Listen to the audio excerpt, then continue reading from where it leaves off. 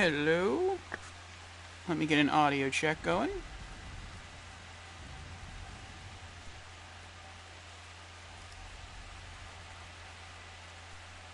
Audio check.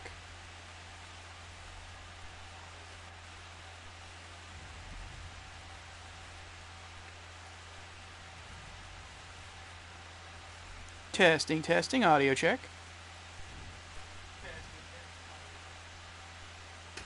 Alright, sounds pretty good. To me, the game volume sounds a bit low, but let me know if it sounds that way to you. I don't know if you can hear the rain in the background. I hope you can. When I say rain, I mean like, the in-game rain. It's not raining around me, though it may be. I mean, we'll see. We have a hurricane coming here this week. Hopefully it'll just pass by us with a bit of a gust of wind, a little rain, some clouds, and that's about it. But welcome everyone. Tasachi's here. Hello, Tasachi. How are you doing? Oh, there we go. Okay. We are back in VR mode. You had bad weather the whole week here? Oh.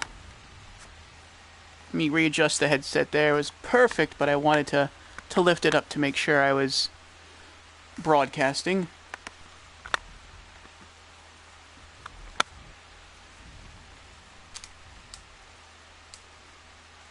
Temperature jump from 32 degrees to 9 degrees. That is a huge shift.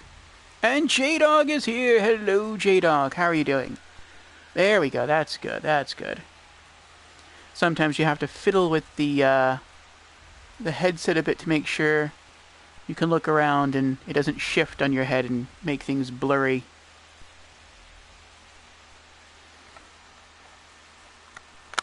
There's like a bit of a sweet spot for it.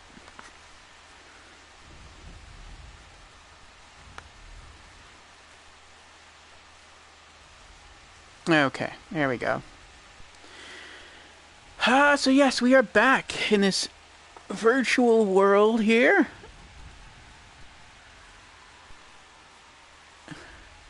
VR gaming is so cool. Hopefully they'll continue to improve upon it, make it better. But yes, welcome you too, and welcome to everyone else who's tuning in on the Twitch channel, and also welcome to everyone who will be watching the VOD of this in about a week from now on the YouTube channel. Today, I believe, we'll be finishing with this game. At least, if I have interpreted the sketchbook that the woman on the beach has correctly. But before we get into it, let's get into our opening announcements as usual. And then we'll go over very briefly what we did last Monday and what we're going to do today. So, welcome again. I am your host, Lord Orfeo. And I am a variety streamer here on Twitch in addition to being a YouTuber. And at least for now, I stream a little something different each and every day of the week. And I do this for two reasons. One, I know that not every person enjoys every game or game genre. And so I try to vary my content to appeal to a more varied viewer base. And two, I do this so I don't get burnt out on any one game or game genre. And so to that end, I have established various stream themes throughout the week. Mondays, today, I have Monday Marvels. And on Monday Marvels, we can stream any game from any genre, but no horror and no role-playing games.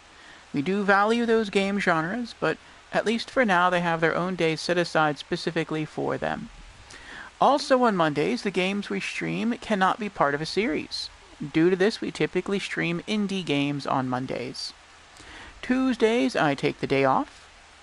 Wednesdays, in the Discord channel, we have Anime Afternoons, and so if you like watching anime, come join us there. We typically screen through 2 episodes from a given series, and then afterwards, on Twitch, we have our weekly Just Chatting stream called Community Chat and Gaming News, during which we go over community updates, gaming news, and game releases for the week.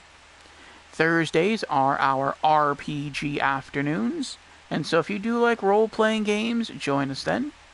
Fridays are J-Dog is currently 93 degrees Fahrenheit. Oh, let me see what that was. With highs of 103 degrees Fahrenheit here today. Good to see you. Whoo, that is hot, J-Dog. That's hot enough to probably cook a hot dog in addition to cooking a J-Dog. Whew.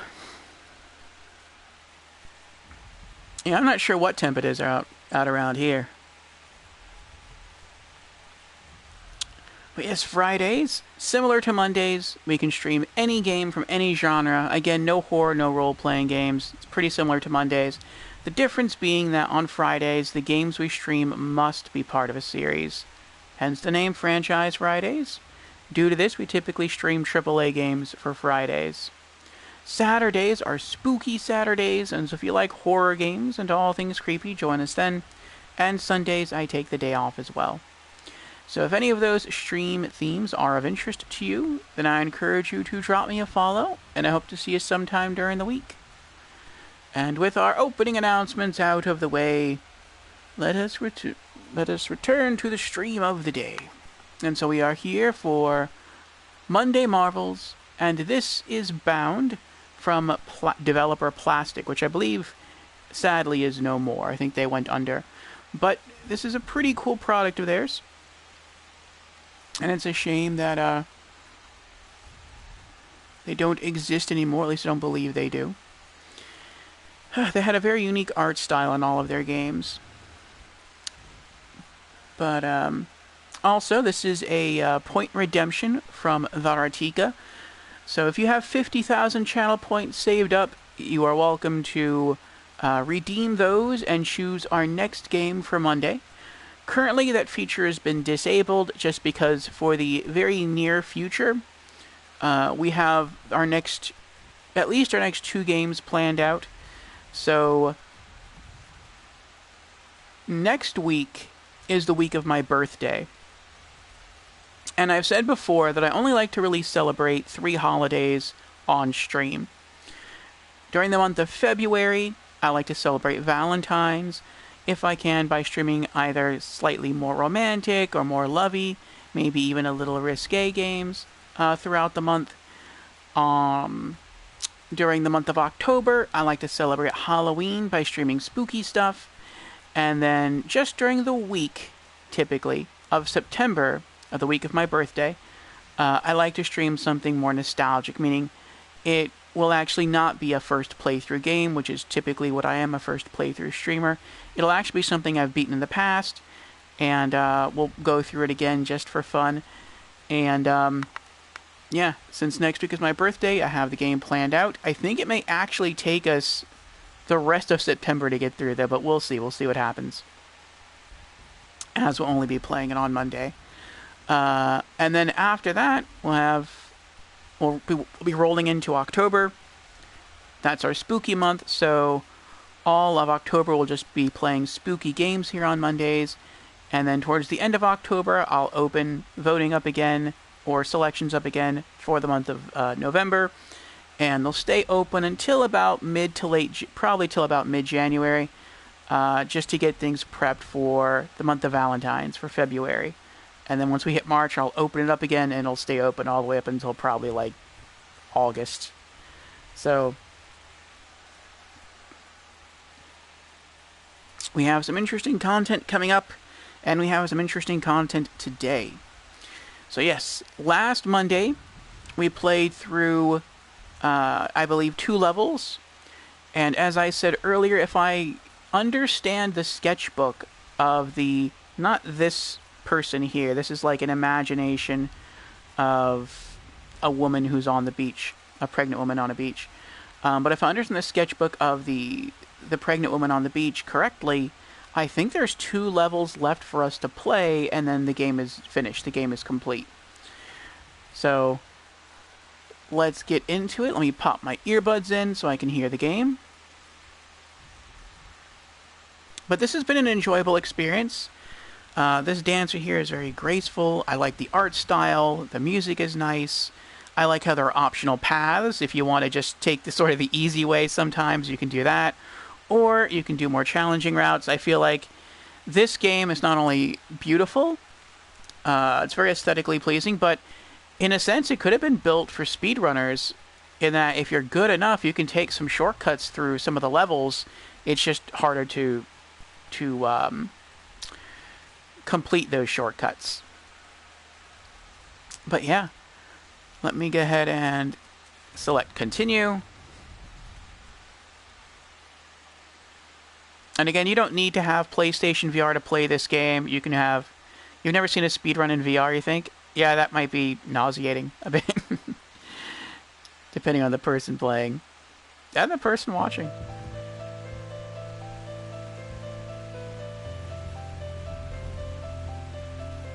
What? What is this? Oh, did it not save?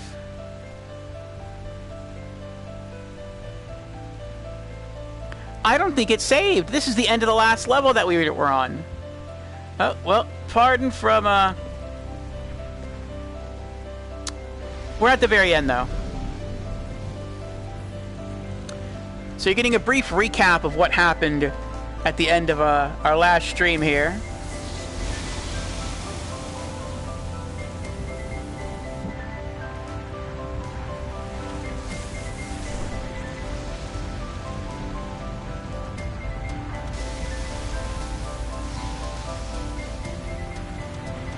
But yes, if you want to play this game in stereoscopic 3D, it has that option. If you have a 3D set of glasses, or if you just want to play it in standard 2D, you can do that as well. I think that's pretty cool.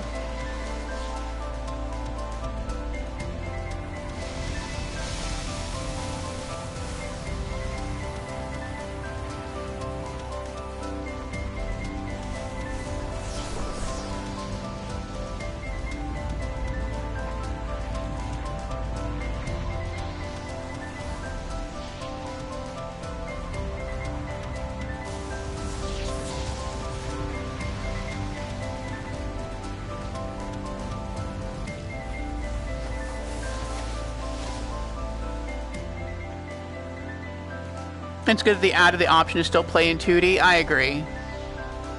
There's a lot of great experiences that are in VR that some people just wouldn't be able to experience because they don't have VR. And I think there are probably some experiences which you can really only experience in VR. But I mean, to some extent that's both a positive and a negative. It's a positive because it's good that they are pushing that, I'm not sure exactly what you call it, an art form, that medium, to really get as much out of it as they can. But it's also a negative in that I feel bad that some people could experience some really, really great content, it's just they don't have the headset. And luckily, with this game, you can choose to play it either way.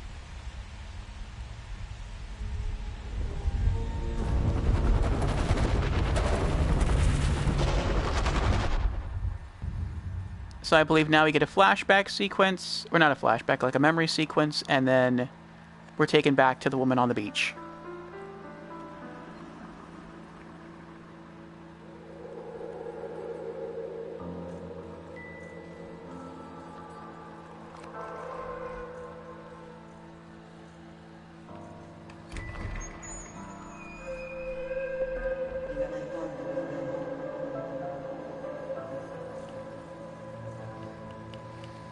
So we typically get like 2 sequences, like 2 flashback sequences per level, or 2 memory segments per level. And in this one, this is this is not the pregnant woman on the beach, this is her mother, and I believe this is her brother when they were children. And earlier in this level, it looked like the kid, the brother here, broke a pot that belonged to the mother, the pot of a potted plant.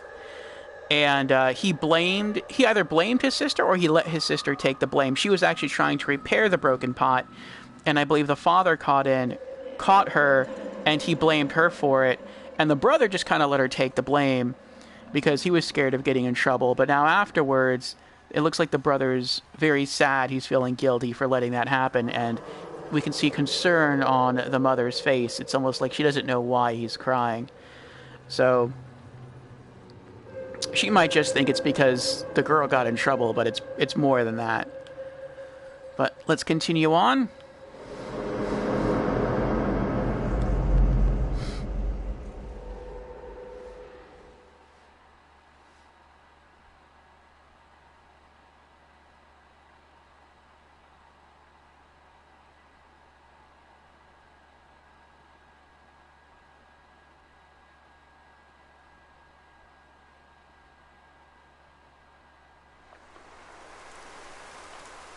And here we are again, back on the beach. And she tears out that page.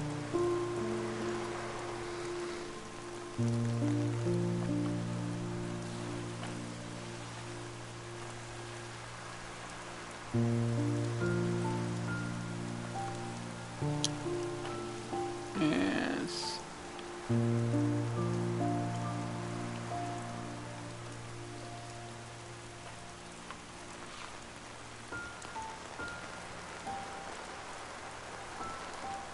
So this is the front, where this is, I guess you could look at as the cover page to her sketchbook.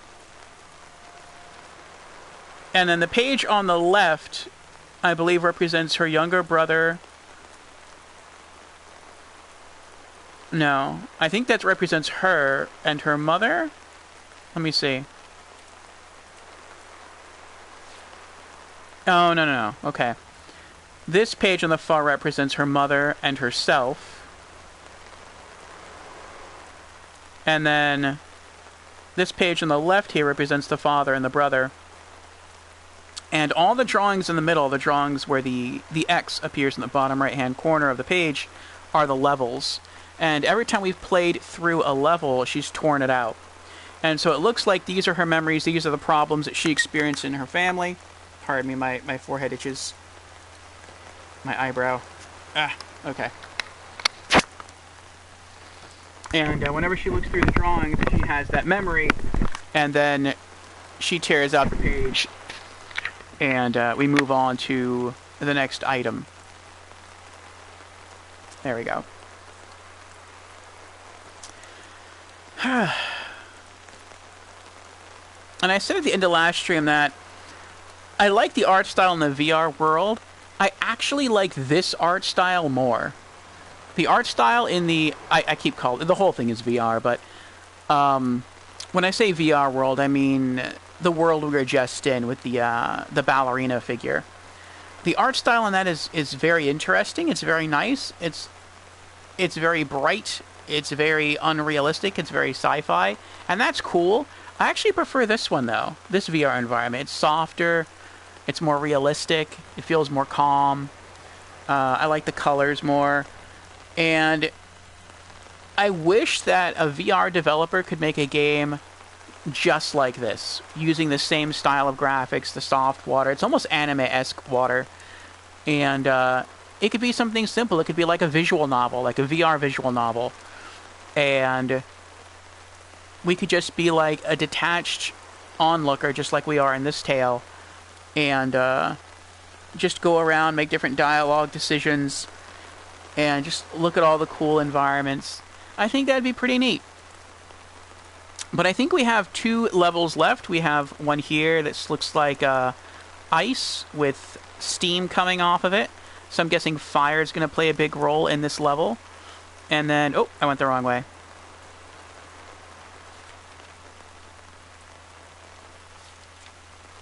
And then it looks like we have one level here that's... seems to be dedicated to the anger of the mother. And when she tears that out, we're done. I believe we beat the game. Alright, we're going to try to go in order. My guess is that it's raining. She's probably going to stay under the umbrella. Maybe? I actually would have thought she would turn around and go up the stairs. Maybe around the house area? I don't know. And then the end of the game might take place with her up on the walkway over there. But, nope, doesn't seem like it. So, let us continue.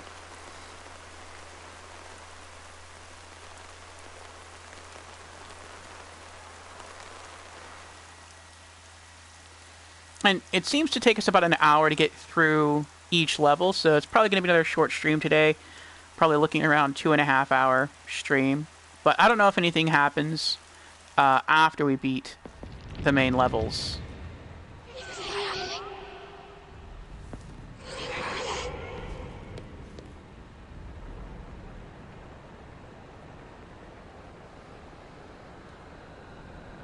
Yeah, I was right. Fire's going to play a bigger role in this one. Out of the obstacles that we face in this game, fire has been one of the easier ones to avoid, though. So I'm sort of okay with that.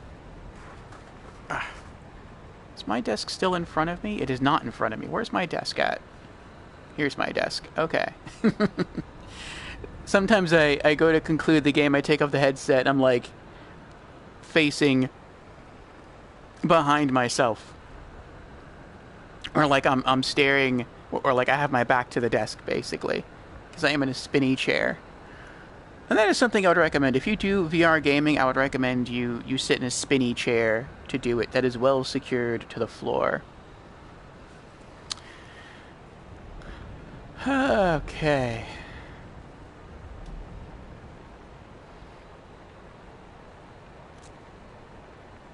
It's interesting to me. It looks like maybe we can get up there eventually. Maybe. I don't know. But, I think the environmental effects, like the rain, I think, like, the weather effects trigger after so many levels. And it's interesting that it's raining and there's fire everywhere at the same time. Each set of levels is based around a unique theme, like fire, or the tentacles that try to entangle her, or a creature you have to recruit to help you.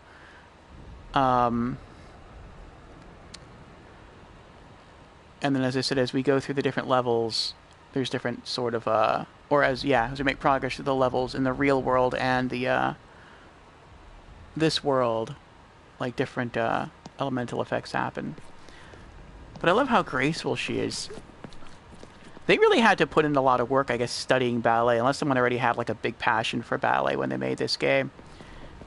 How she spreads out her arms, she leaps through the air, the somersaults, the rolls. And then you can also dance. And every level that you play through, when you hold down the dance button, it's a different dance. Some moves are repeated between dances, but it's usually something different. And that's really neat. Now, whenever she does this dance, her flyers swirl around her, and it basically makes her immune to damage from all sources. So that's pretty neat. And you can hear her footfalls, too, as she's dancing. I like that.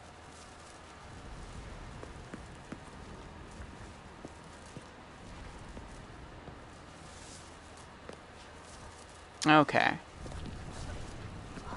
And then her jumps and her somersaults get a little bit different, too.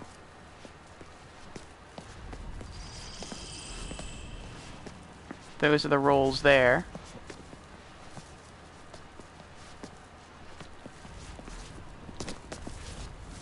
Those are her jumps. Well, and she can just do twirls. Very graceful. It's almost like this is a VR ballet simulator.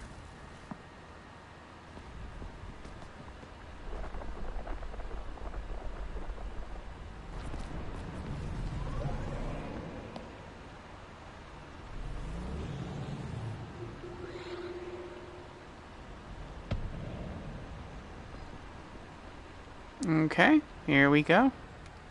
I wonder if I can go put out the fires, though. That was close. That was really close.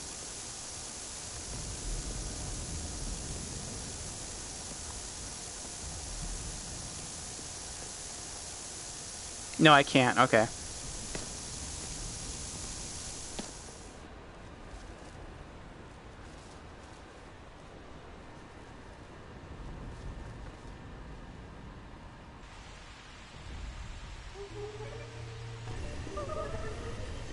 Oh, there's her mother.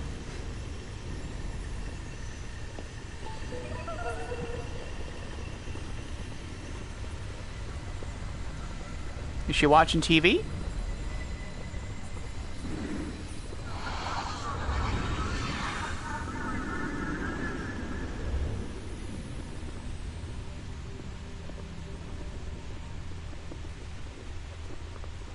Looks like she was trying to.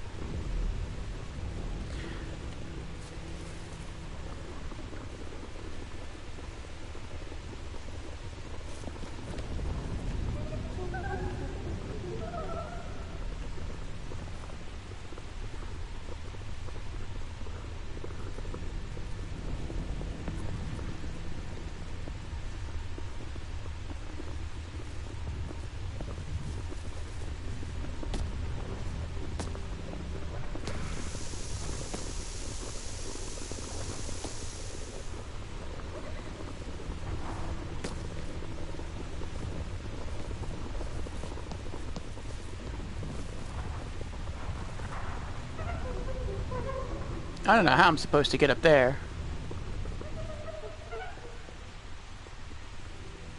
It looks like we're going to be going up there, though. Seems like heights are going to be a big theme in this one, instead of just fire. So it looks like this central column here is supposed to, I think, represent... I don't know, really. The difficulties in her family, and the throne area is supposed to represent, I guess, her relationship with her mother. Maybe the tower as a whole is representative of their family home. And it seems like in the story, the little girl wants to be with her mom, but it seems like the mom just gets fed up with being a mom and just wants to leave. And the girl tries everything she can, but it's just not enough. But now she is grown up and pregnant with her own child, and I guess that's what's triggering all these modified memories. Okay, I don't know what that did. Oh, it made stairs. Oh, okay. Oh, I almost fell.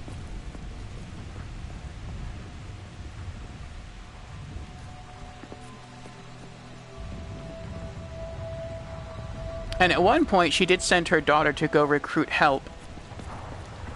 And I think that may have been, like, the family's attempt to seek counseling, but it seems that the mother thought things were too far gone. Things couldn't be repaired at that point. And so this is... It's a bit of a sad tale, but I think it also has to do with her sort of accepting her past and being able to sort of let go of those experiences, which is why she's ripping out the pages in the sketchbook after she sort of remembers them or goes over them in her mind. And it's about moving on and knowing that she can do better, or at least feeling that she can.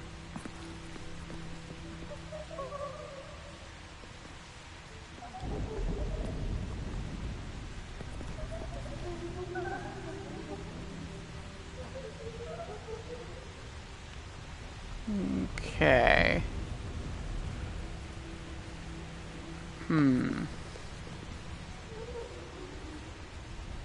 Oh.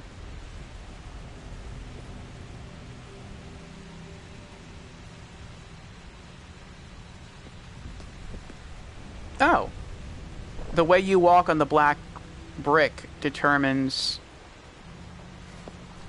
I see.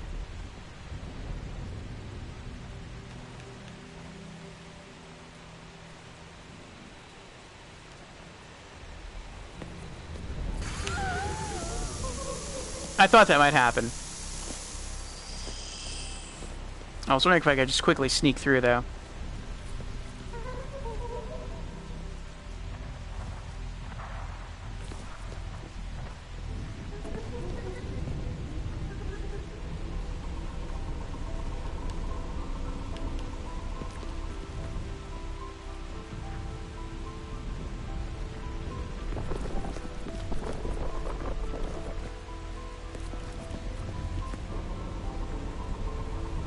Oh.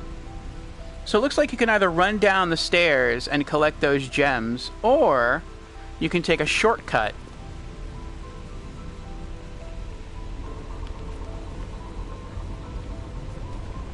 Ah!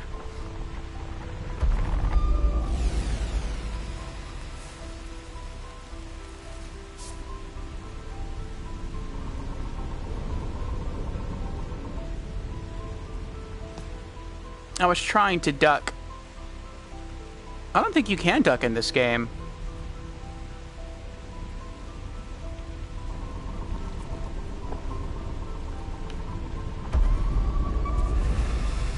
Can't.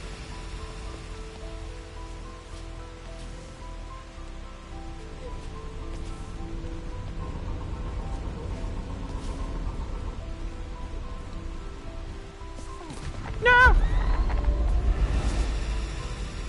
I didn't know she'd roll off.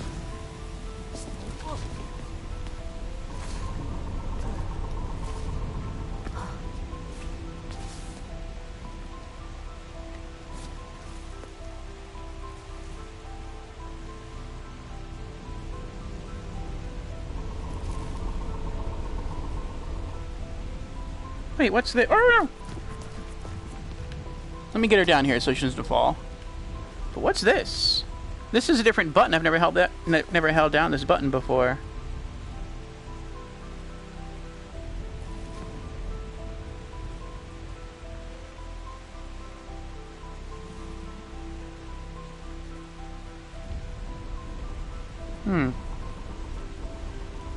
I'm trying to like click the different buttons to see if...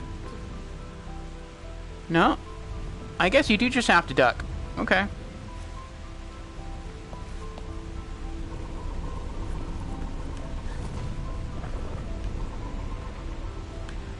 Oh! That is one crazy shortcut right there. Okay.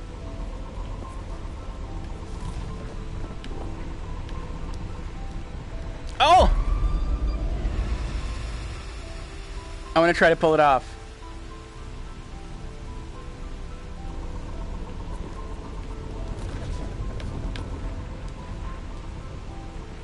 Ah!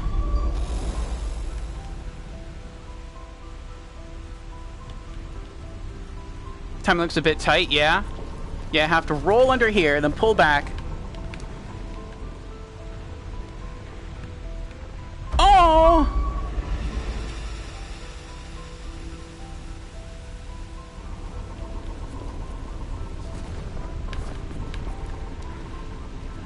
Oh!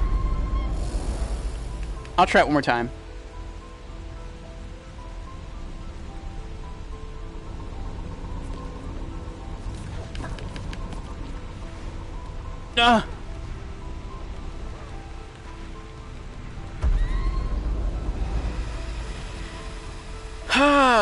Nope, nope. Couldn't make it. Oh well. We'll go the long way.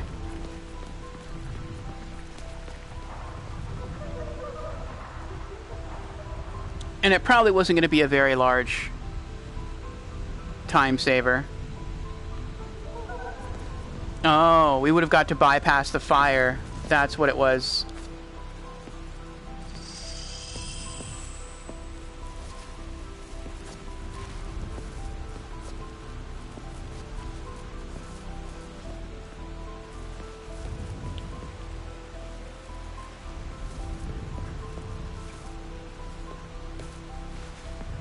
We are powering up for our race here through the fire.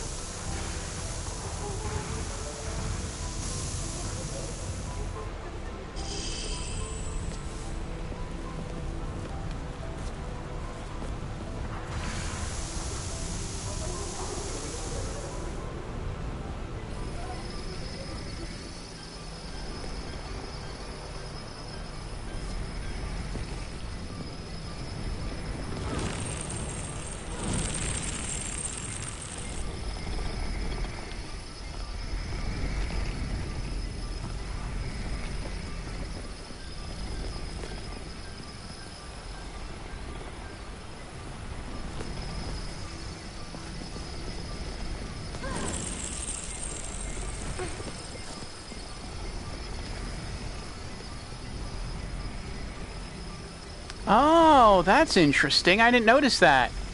And I would not have noticed that had I not been playing around with this.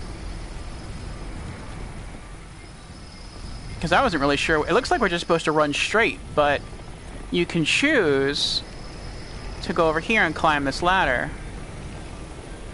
Now maybe this is where the red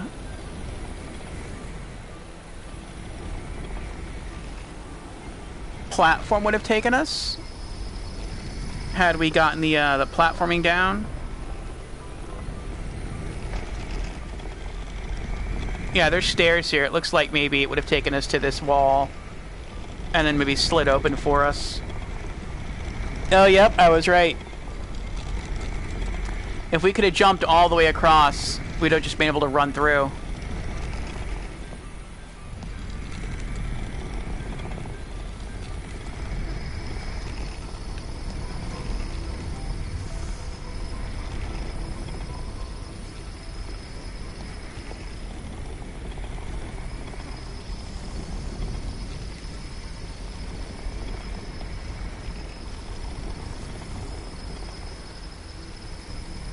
Huh. And maybe, if we would have done that, by standing on this red brick, maybe it would have slid all the way up and given us a greater shortcut.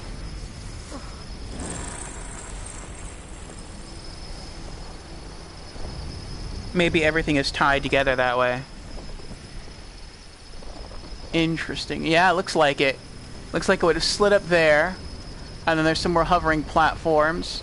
But it looks like if we go that way, we may eventually come back this way. I'm not sure. But this is... It looks like going up is a much harder challenge. Oh, look at that.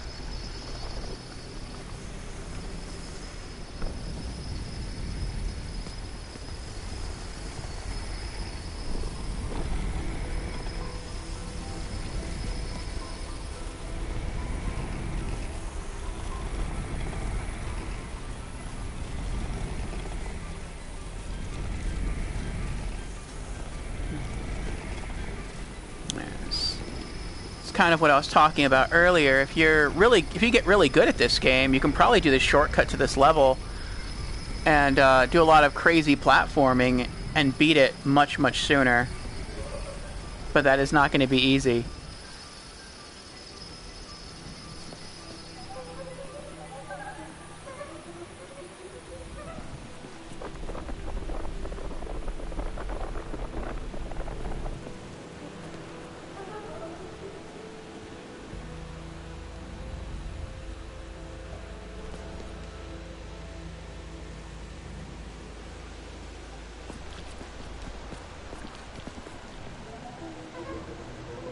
And if you're not sure like which route to go, it's nice the colored blocks always kind of point you in the right direction. I'm pretty sure we could have just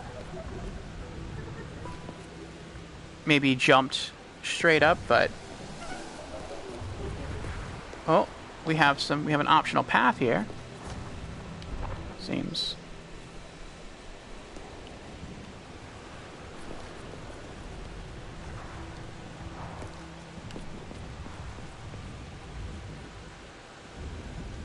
Oh boy.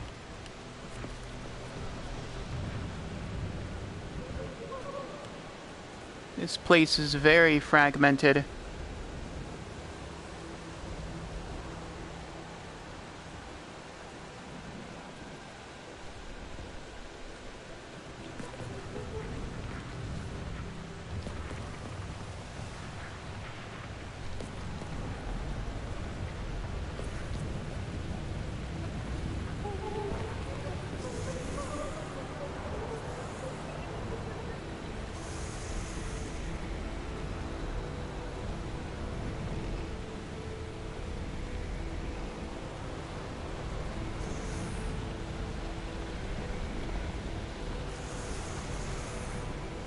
Oh, there's stairs. Okay.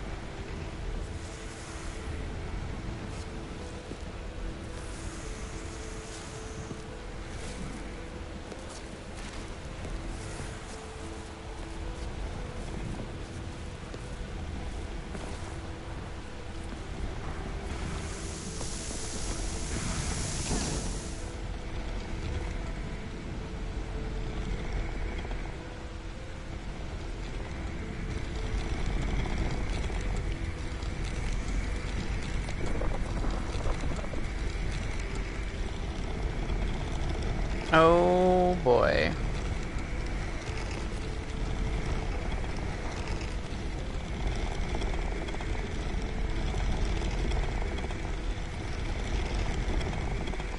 No! Oh, that was close. That was close. Okay.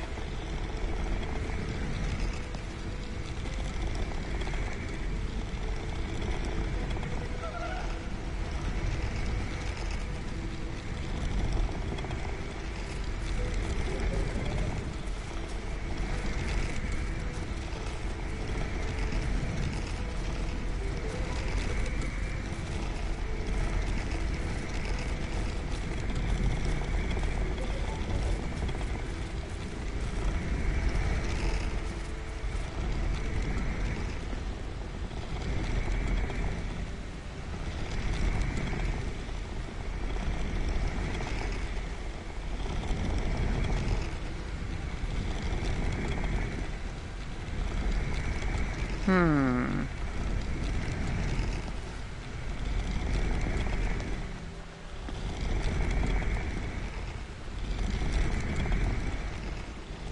What's this way?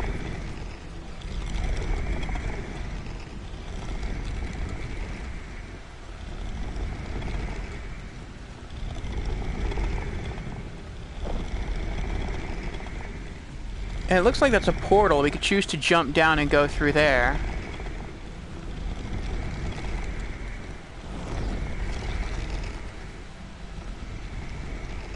Oh, is that the mother again? Maybe that's a bigger version of the mother? I'm not sure. Maybe she's taking a nap.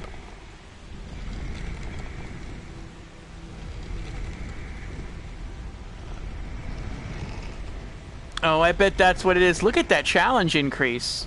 It looks like either we can go back through here, go left, and then we'd have to go platform jumping across those spinning red platforms there, all the way up until we reach the mother area. But that's a direct route. It looks very quick. Or we can go this way, which looks to be a much easier route. Though some people may have not have noticed this path down here. Let's see if I'm right. Is this a portal, or am I just going to die?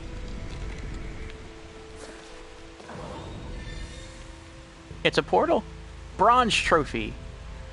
I don't know what the bronze trophy is for, but we got one.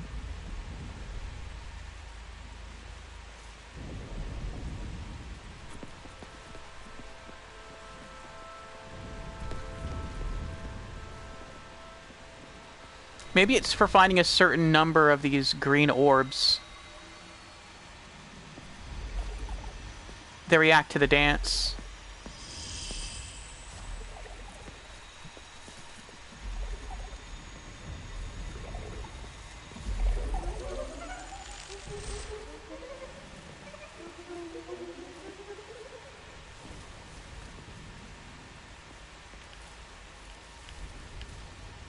Now, will I continue back? Will this also be a shortcut, or will this be... Will this just take me to another area? I don't know.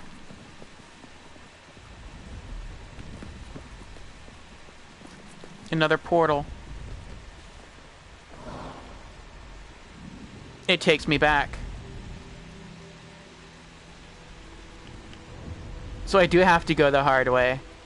I don't even know what I'm supposed to do here, like... Can she even jump that high?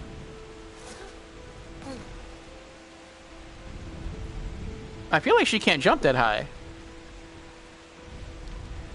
I guess we're just gonna have to find out. Oh, wait. She can wall jump. Kind of like, a little like Hayabusa Ninja Gaiden. Oh, no.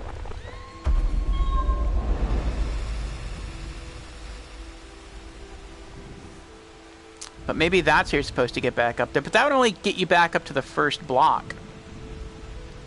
Oh. She can jump that high. Okay.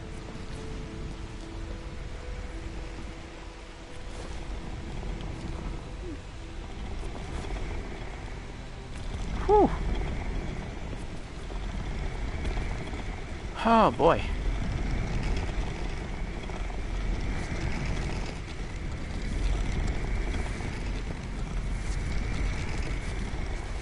Fun of the year talking about Ninja Gaiden. Well, ballet and martial arts both have quite a bit in common.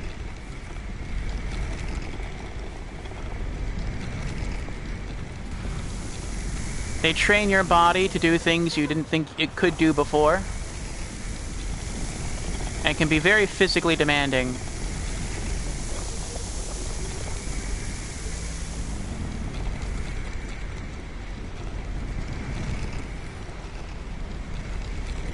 Oh, someone just released a speedrunning video of Ninja Gaiden 2.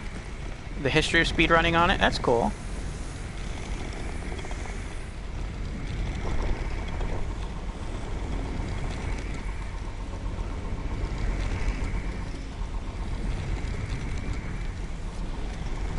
Oh! I was trying to jump off the red platform, hit the wall, and then wall jump onto the stairs, but that didn't quite work out.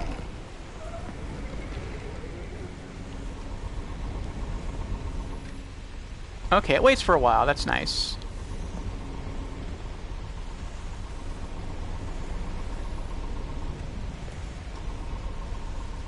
Yeah, Summoning Salt talks about it.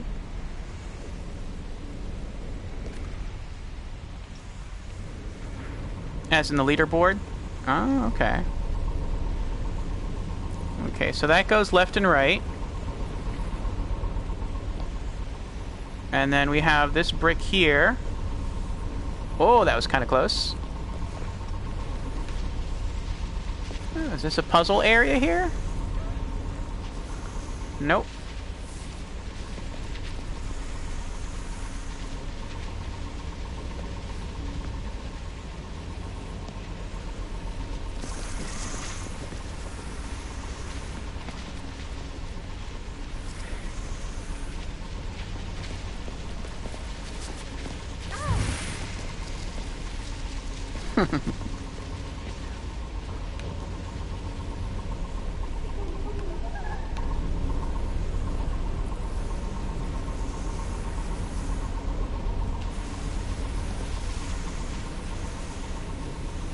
The stairs move like a snake.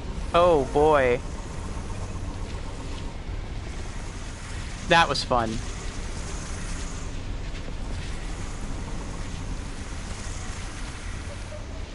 Ninja Gaiden 2 got from almost unattainable sub 10 minutes? That's crazy. To 9 minutes 54 seconds thanks to competition.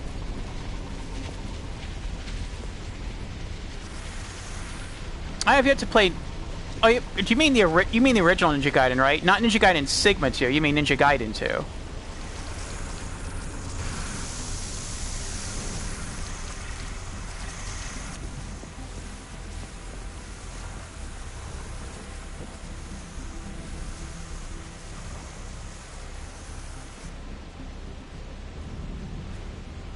The old one, okay, yeah.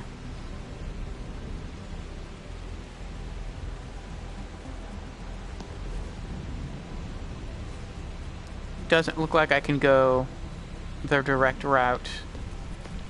It's stopping me. We have to go take the ladder here. I don't know if I'll play those. Maybe one day I will. Hey, Lorelei, how are you doing? I did play Ninja Gaiden Sigma, and I like that. And I would eventually like to play the other two games, Sigma 2 and Sigma 3.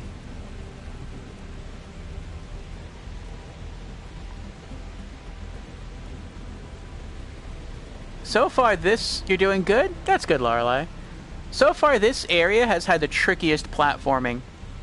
Ninja Gaiden 2... I don't know what the acronyms stand for. But I'm glad you're doing well, Lorelei.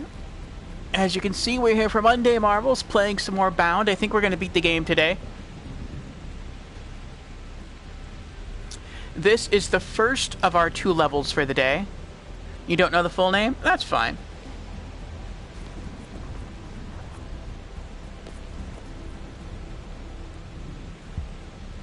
I wonder how slippery these panels are.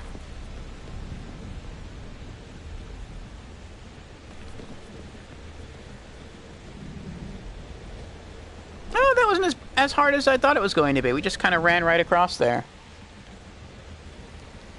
Alright, we got some fire over there.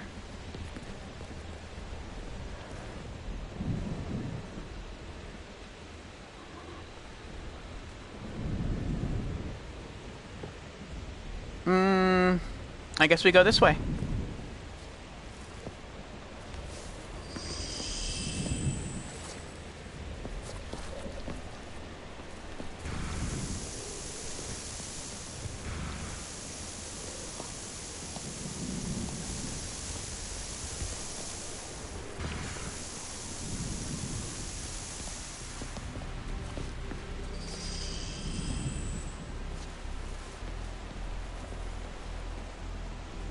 I wonder if I can jump and grab the ladder. Oh, you can!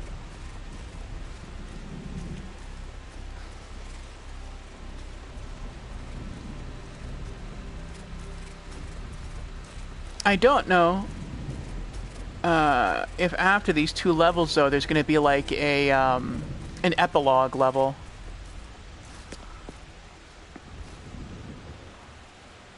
We'll see. After the stairway to heaven, the upper level. Oh, looks like now the mom's trying to take a nap. You're not going to talk much today because today is the first Friday?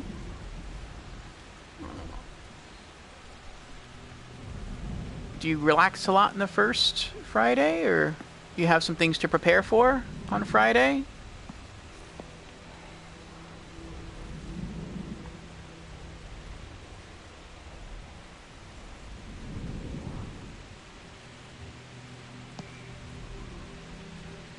Okay, so I think we have to get up...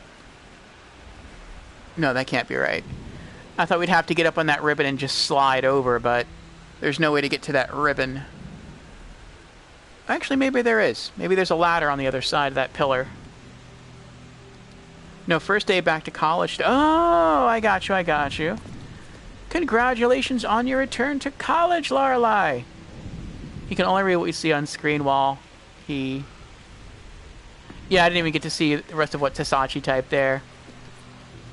Yes, I'm sorry. When I'm streaming in VR, since I'm wearing the headset, I can't see the full messages that you post into the chat. I can only see about 1 sentence at a time, and sometimes not even that if the sentence is long. So whatever message you see pop up on screen is what I can read. I do wish there was another way to go about it, but unfortunately not.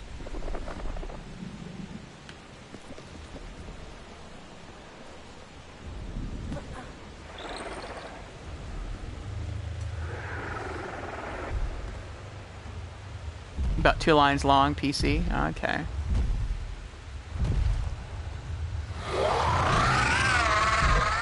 Oh. What happened there?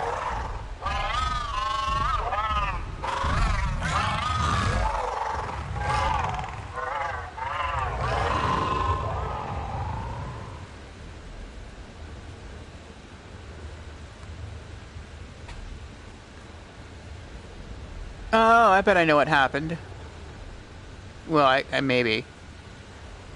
I think the mother was napping. I think the other figure over there is supposed to be the brother.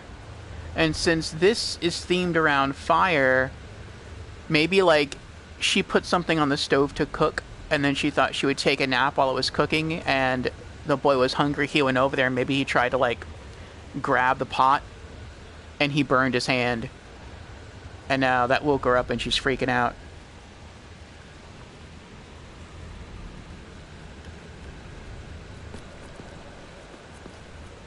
We came from that way. Oh, there's a green orb up there.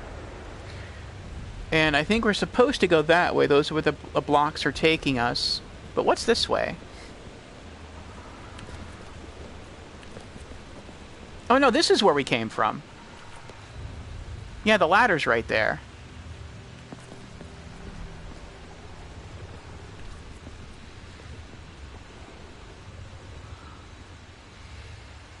You got rid of your VR headset, Lorelei?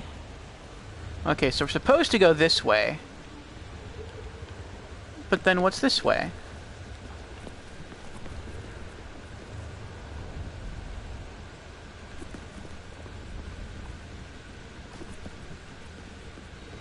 Oh, this is the other side of the block. This is what we couldn't cross before.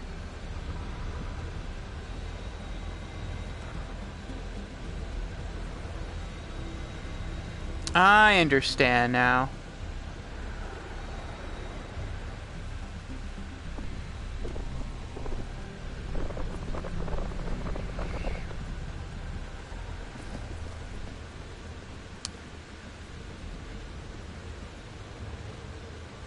Oh, I forgot to update the question of the week. Was the VR making you nauseous, or did you just not enjoy it?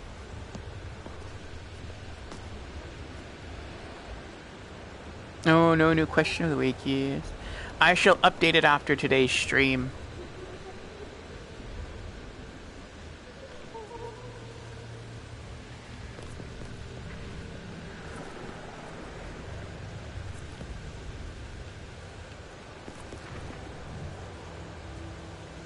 Oh boy.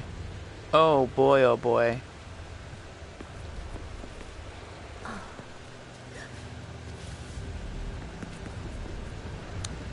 Follow the well, I guess in this case, follow the red, follow the red brick road. Thank you, Sachi. Follow the red brick road. Follow the red brick road. Follow the red brick road. This is so weird. Let's flip the camera. There we go.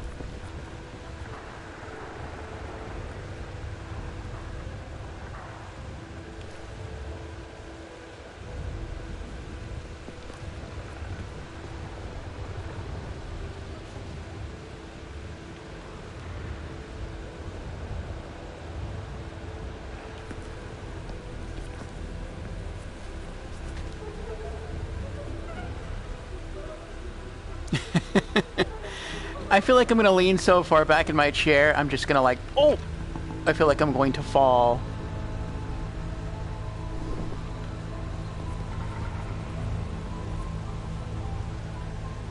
Wait. Is this a button? No. Okay.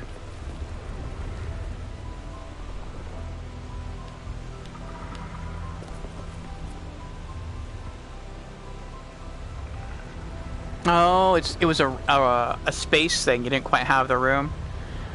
Yeah, I get messages like that from PlayStation VR sometimes. Oh, out of play area. There's one right there. I get messages sometimes like that with PlayStation VR where it's like, please be sure you are sitting at least 6 to 7 feet away from your camera. And I'm like, nope, I can't do that. I don't have 6 to... Well, I mean, I guess I could, but I would have to, like, move my gaming chair out of the room and go, like... almost have my back against the wall of this room because this isn't too large of an office area. I'm drinking some water for a moment.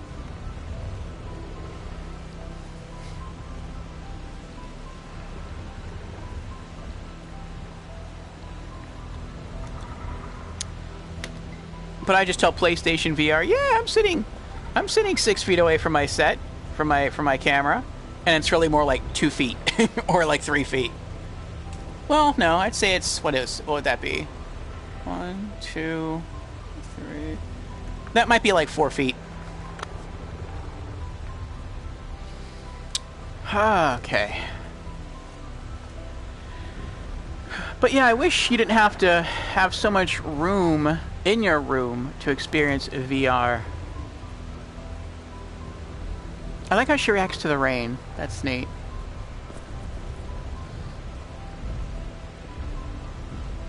Oh, she's crouching. Why is she crouching? Oh, that's why. Oh, is she hiding?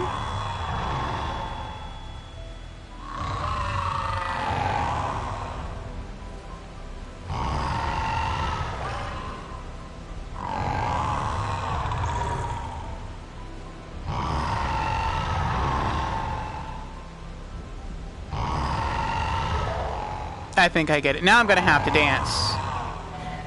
I feel like before she was crouching because maybe you didn't have to dance at all. Maybe you could have just like stealthed your way through here. But because I failed at that, I have to just dance my way through. I think the stealth approach probably would have been the harder approach.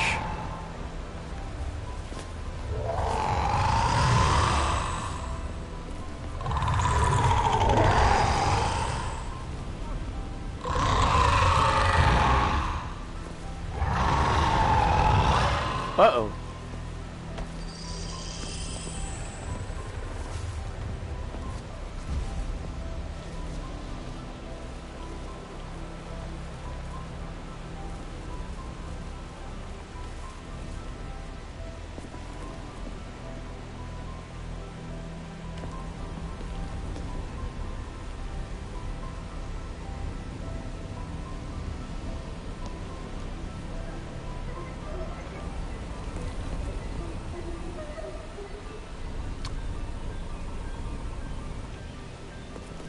Higher up.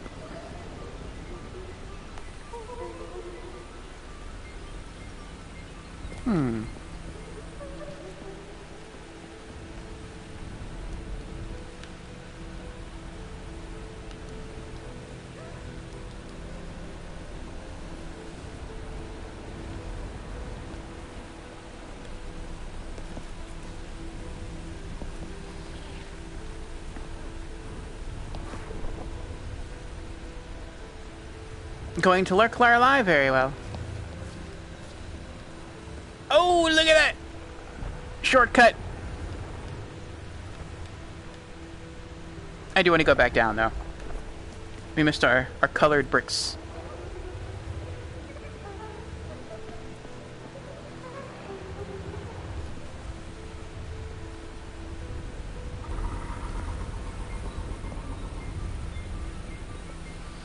And I think these beads here represent the pearls of the mother's necklace.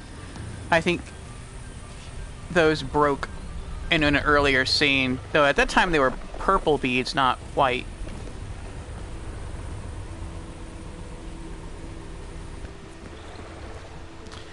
But yes. I will say also, at least so far for me... Oh, I almost ran right into the fire there. That the VR experience, at least on PlayStation VR, I don't know about other platforms, has not entirely been worth it. There are some experiences like this one, like Dedecina, like Kismet. Oh!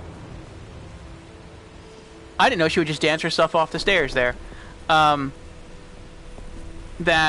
are really unique and are a lot of fun. And at least with Dedecina, the only way you could experience that is in VR. But the cost of the headset is very expensive. And when you look at that and compare it to, say, just buying other game experiences that are not VR, it's sort of hard, or it can be hard, to justify the cost of a VR headset.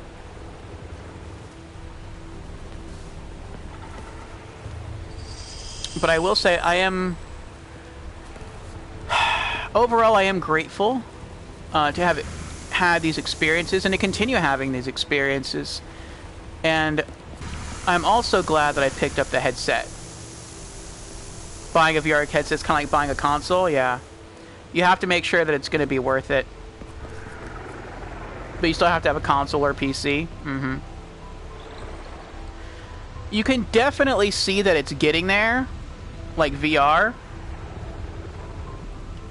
And I really do feel like this is the future of gaming. It needs a lot of work, but it's getting like this right here is like the pre-alpha stage of what VR gaming is probably going to end up looking like, maybe even pre-alpha. But it holds a lot of potential. Like, I'm probably not going to get to see VR gaming as far as what it could really be like in my lifetime. Because I think it's going to take a long, long time to get right.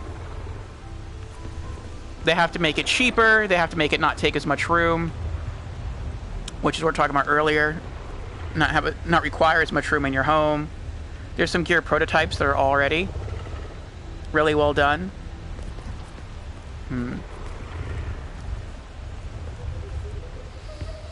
They need to make the headset wireless and the controllers wireless.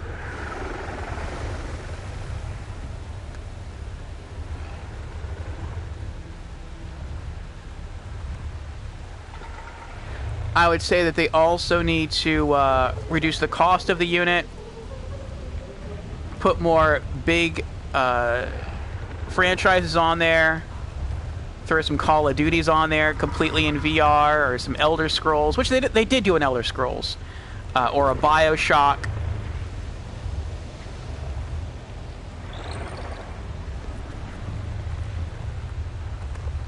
I think that's optional over there. Like haptic feedback jackets and gloves that you feel objects you're grabbing. That's cool.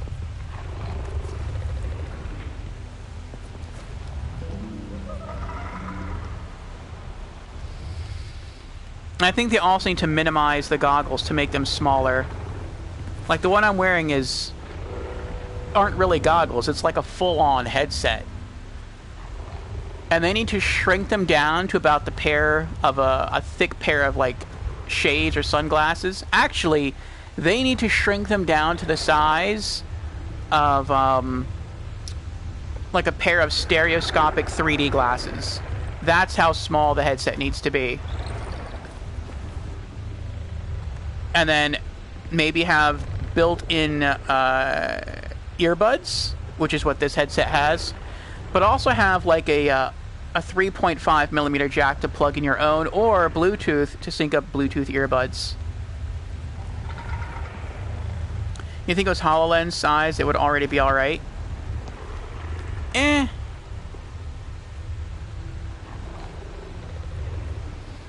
See, I don't know about that. I don't know.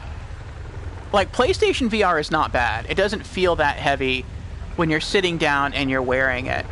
But this is like a very laid-back VR experience, and a lot of VR experiences right now, I think, are laid back in that they don't require to be standing up and doing anything. In other words, it's not like you're playing a Wii Sports game.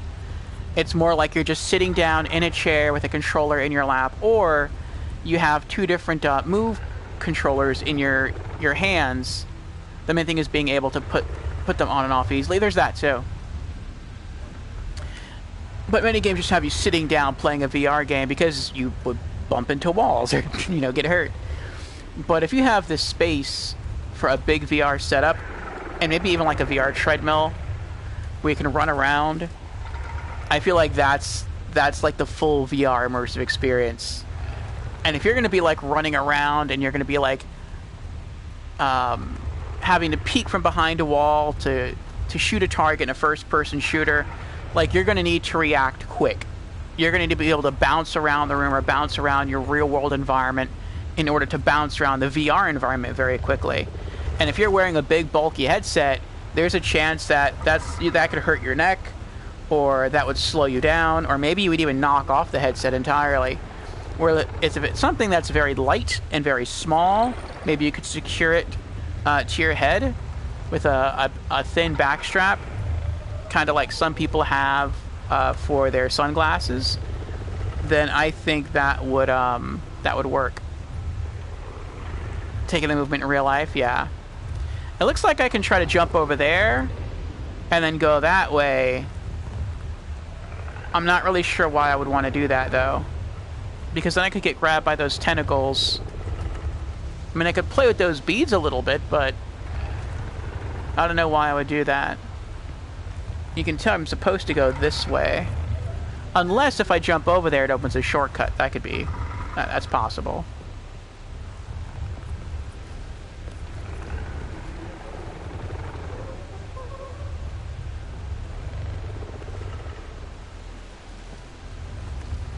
Oh, it looks like I can jump over there. Actually, it looks like I could have just ran on the far right-hand corner of this area.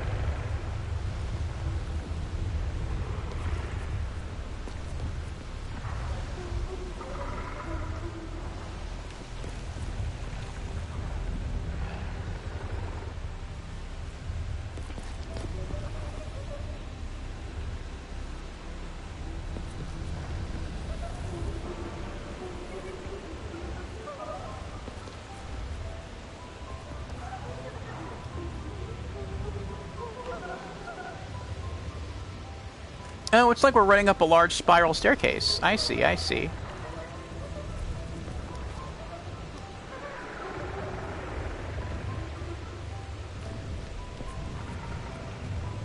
Well, I wonder if these squares represent family photos that are hung around the house.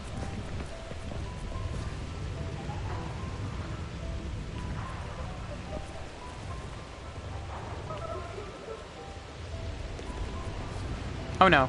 Oh! I am surprised I made that. It wasn't until after I took the leap that I'm like, I might have made the wrong... might have chose the wrong place to jump there.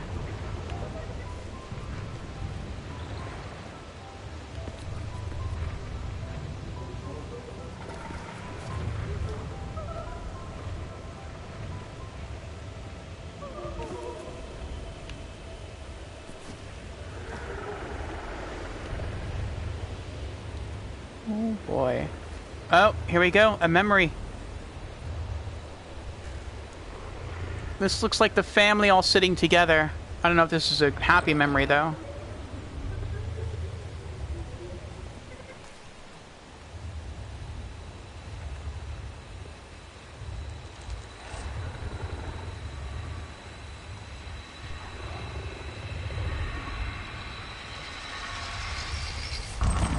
Oh, it looked like it looked like they were all sitting in front of a pot. Maybe I was right about them. The kid burning his hand on a pot of cooked stew or something.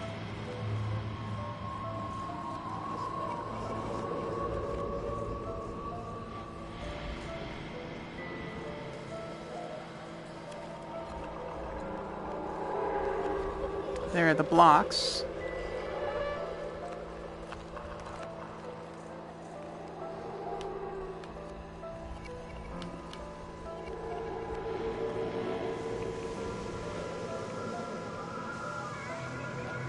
Oh, that had to have burned like crazy. That's a lot worse than I thought it was going to be. So she was watching TV. He was hungry. I guess he smelled something good cooking, and he wanted to go over there and check out what was in the pot. Looks like pasta. At least he grabbed the handles. It doesn't look like he, like, burned his hand. Oh, went the wrong way there.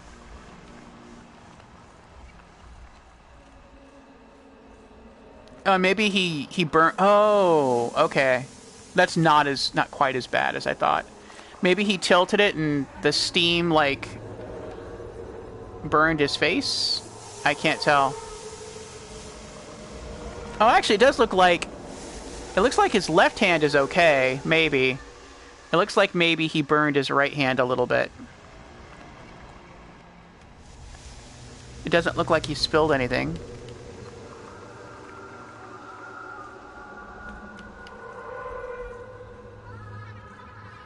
Oh, there's the mom. That might be the exit. Oh, that's horrible. That is so horrible. I just noticed that.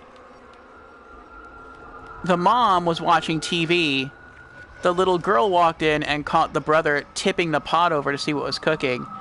She wasn't paying attention.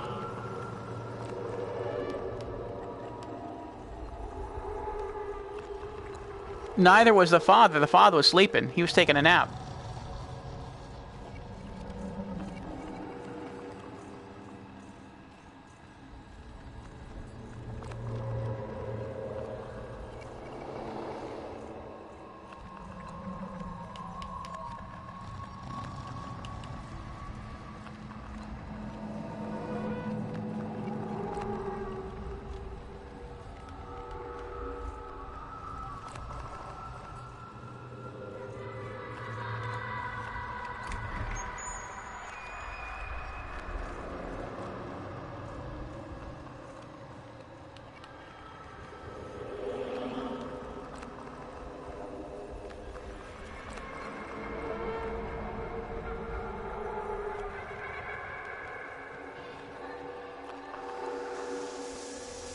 Poor kid.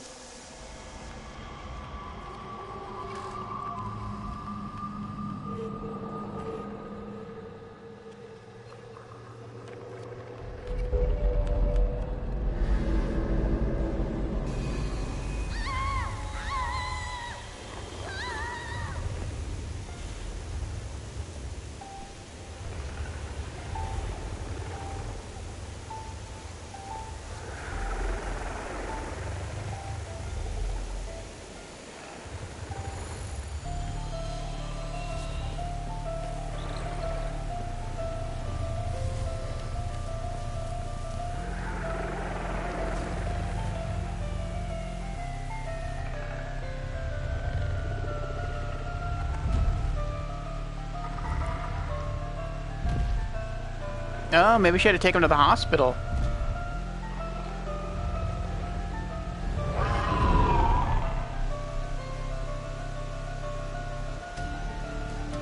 Time to go for another ribbon ride.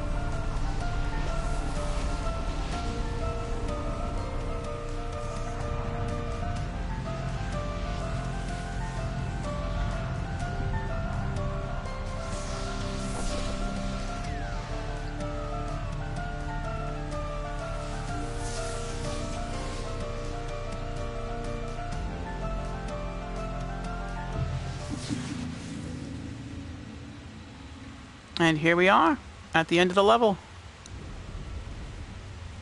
One more after this, and I think we've beaten the game.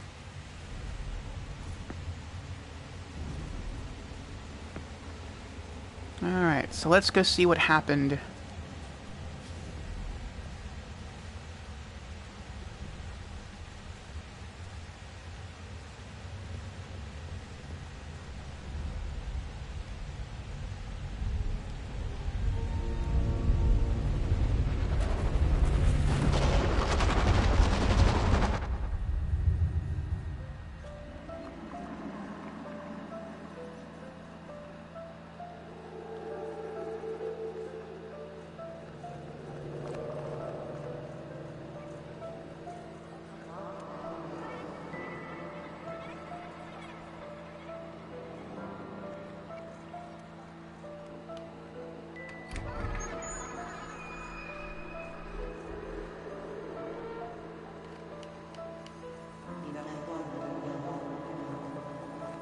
Hey, Brandon, how are you doing?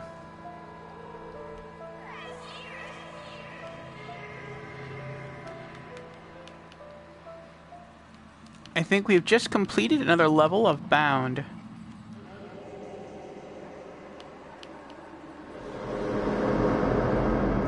I'm not sure what that memory is supposed to be there. He got hurt, maybe, and she was crying about it, but the other two didn't look sad. I wonder if they blamed her for letting her brother get burnt. Maybe. Oh, that is a lovely sunset. How are you doing, Brandon? I love the clouds, how wispy they are.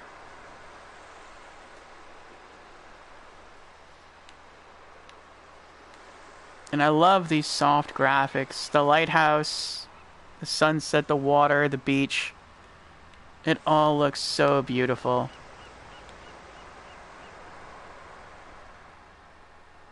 Look at that sky. It's like out of a VR fairy tale. It's lovely.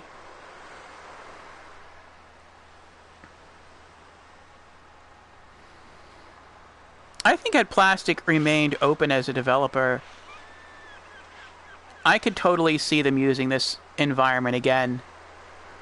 Like, I could see them having similar tales to this. Maybe not jumping into the dancer aesthetic. I think that might be more fitting just to leave it with Bound here. But I could see them making another game where maybe you see, like, or maybe you play as a character on that sailboat in the distance that keeps looping around the beach. And maybe they're going through something. Maybe that'd be like a unique visual novel, or more of a visual novel than this game.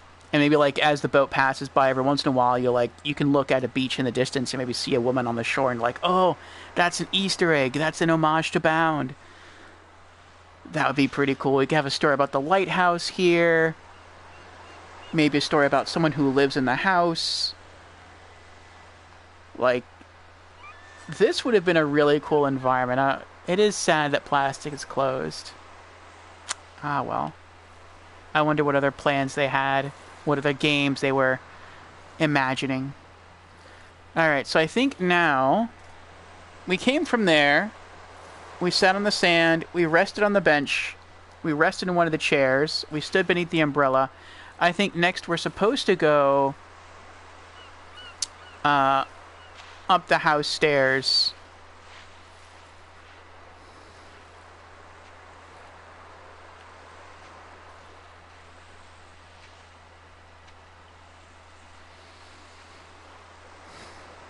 Then maybe the epilogue will conclude up there. Oh, we'll see.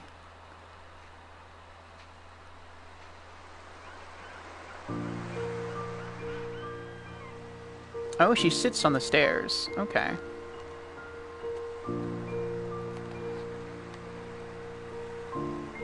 One drawing left. Just that one now.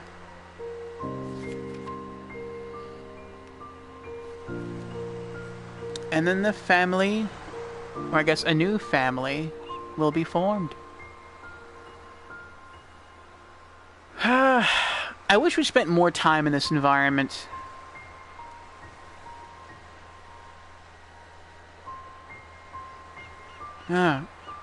Let's do it. Final level. Ready, miss?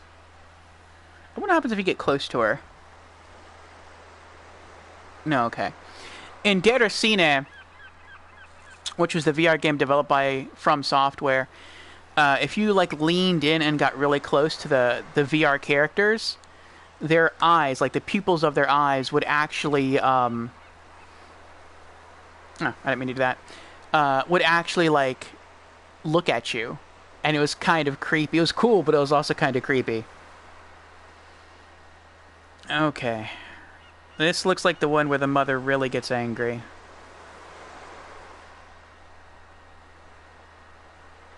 Or maybe that's the father? Maybe the father gets blamed for something? I don't know.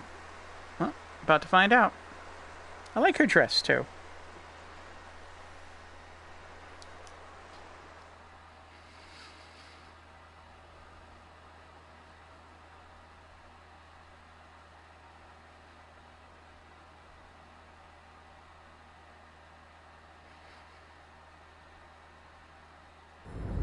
question about streaming service prices?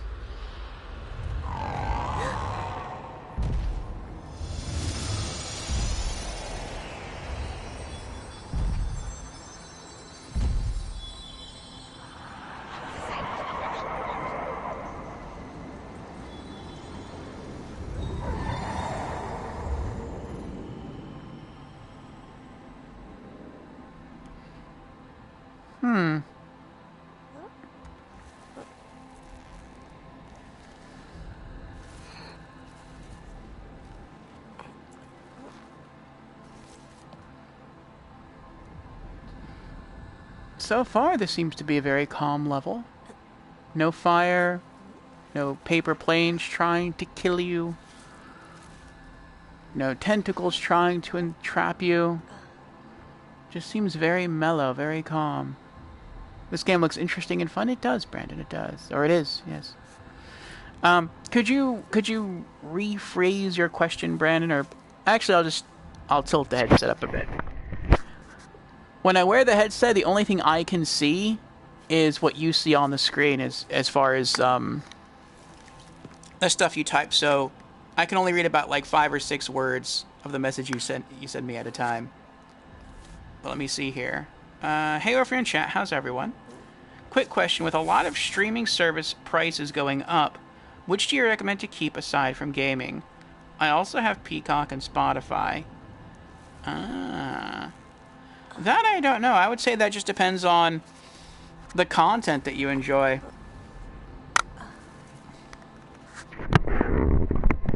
If you enjoy more of what Vudu or Amazon Prime or Netflix or Hulu has, and I would say keep those.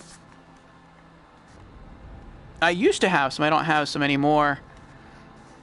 But actually I had planned on sort of starting something for myself on Tuesday where I've been out of like the loop in terms of watching movies for a very long time because I'm mostly just about reading and gaming. But there are some movies out there. You personally only have Spotify outside of gaming? I'm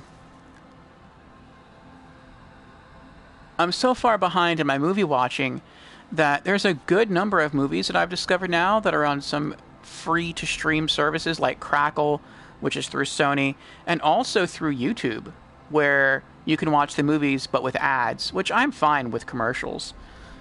And every Tuesday I'm planning to just start watching a movie after I get back from working out. And tomorrow, the plan is to watch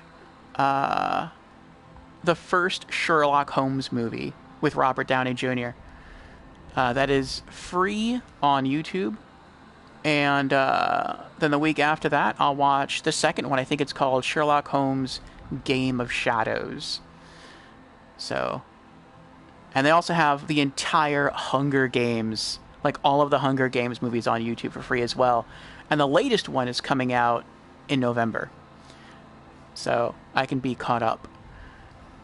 So yeah, one movie a week. I think that's going to be fun. You watched a quite recent Swiss movie that was very fun. Oh. Was it The Swiss Family Robinson? Mad Heidi. Haven't heard of that one.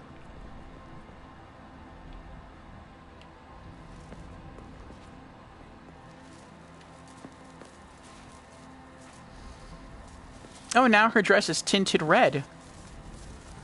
It talks about a disotopic fascist Switzerland. Huh. Oh, and her dance changed again.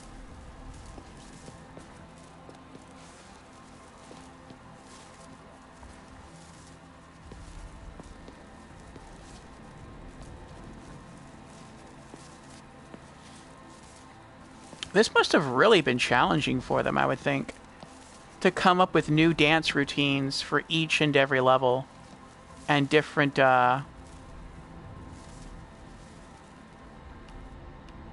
different cosmetics. Like, her dress still looks blue for the most part, but I guess once you start dancing, once we start facing our new obstacles, it tinges to red. And her ribbons are red now, too. Last level, I think they were orange.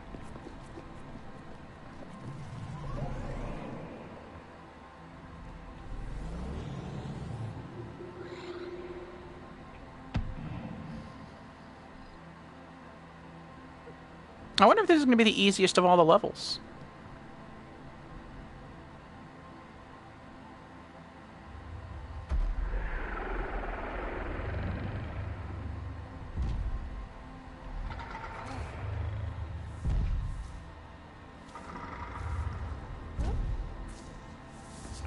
And the last level was based around fire and some tricky platforming.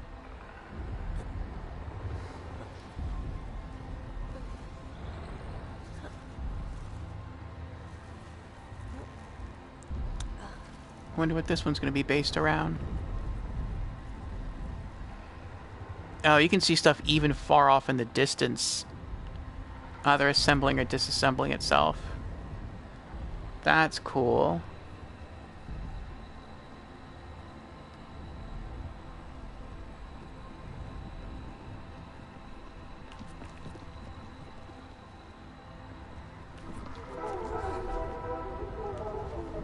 Here we go. Oh, hello, Lucky Walter. Welcome to our Magic Menagerie. Thank you for the follow. How are you doing? I was wrong about the tricky platforming. Okay, here we go.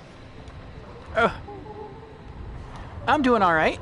We're enjoying a virtual reality session with this game called Bound. And I think this is the final level. It seems like... And this is my first playthrough, so I might be misunderstanding some things. But it seems like you can play the levels in almost any order. And I think it was maybe our very first stream session, if not our second, where I played some of the last levels first. And, but yeah, every time she beats a level, the woman on the beach, or there is a woman on the beach, tears a memory page out of a sketchbook. And those memories are sort of reimagined as these sci-fi ballet platform puzzle levels. And they're very interesting. But how about you? How are you doing? Have you played this? Do you like VR?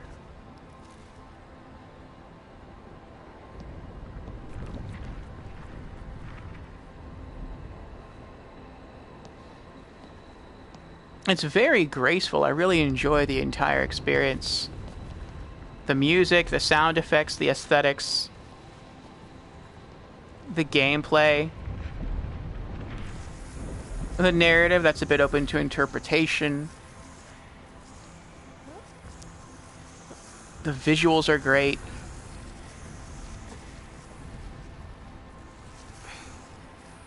The whole thing is just really impressive.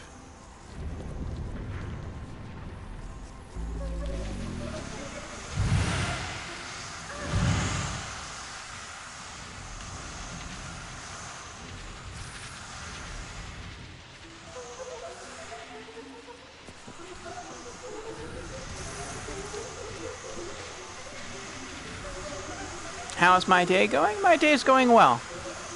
I am enjoying the game. I am enjoying the company.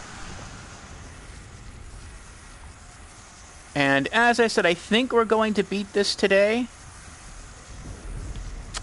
And it's always exciting for me to beat a game and also to start a new game.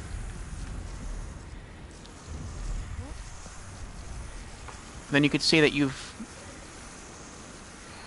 completed a unique experience. Where is your VR character? This is the VR character. We sort of are off to the side here. We're sort of a, I guess, a disembodied presence who is more of a spectator. We do get to control her, though if I don't touch anything, she sort of goes through this warm-up routine here, this ballet routine. And it looks like we're trying to reach that big monster over there. That is the goal.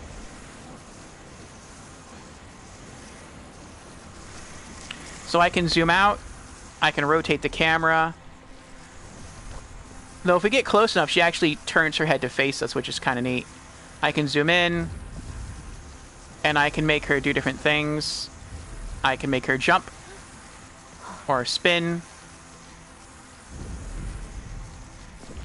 Roll, run, walk. What kinds of games do I play? Well,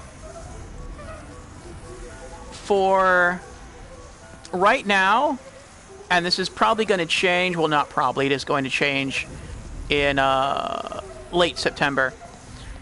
But right now on Mondays, we typically play independent games, so indie games. On Wednesdays, we watch anime in the Discord, and then we have a Just Chatting stream afterwards on Twitch going over community updates, gaming news, and game releases for the week. Thursdays is dedicated to role-playing games. Fridays, we do AAA games, typically. And Saturdays, we do spooky games.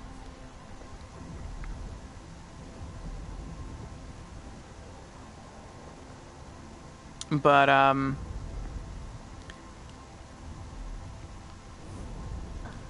we are eventually looking at turning Monday into sort of an everything day, and the community will get to vote on what game I play on Mondays. And then Thursdays, Fridays, and Saturdays are going to be dedicated to role-playing games.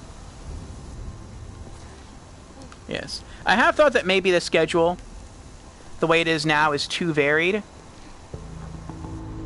Because I'll get some people, like, following me for a specific game or type of game, and they'll pop in, like... maybe like 2 other times during the week, and I'm not playing that type of game, and so they'll just like, oh, well, I guess he quit playing that game that I liked.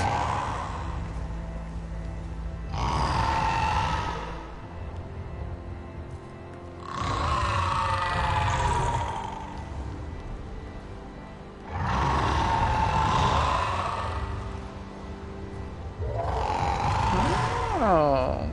So that's the gimmick on this level. It's stealth. Interesting.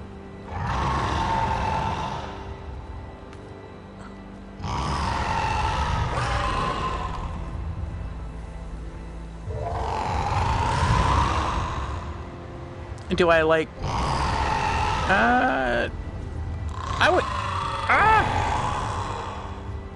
I wouldn't say that I spend a lot of time looking at that art.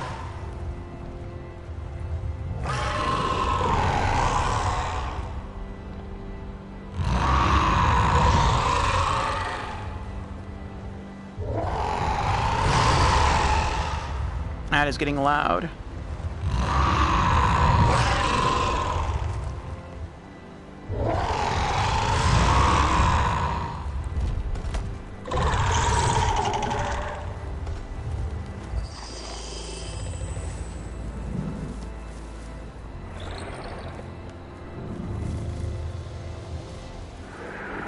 Am I supposed to walk on the arm?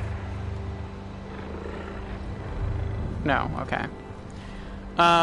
When it comes to art, I do like many things. Like I like this aesthetic, the sort of sci-fi aesthetic. After we beat this, we'll be back on a beach. At least I think we'll be back on a beach, and that has a very different, softer look to it. But I don't know, a furry art, like werewolf stuff.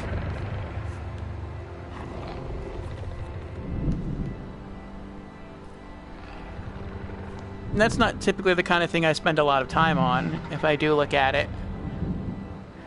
Oh, there you are. I suppose it could be cool in horror games, though. What about cinematic shots of sci-fi?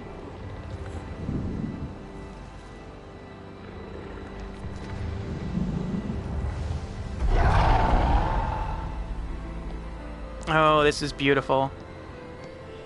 Her wearing the red dress, going through the red reeds. And then it shifts back to blue.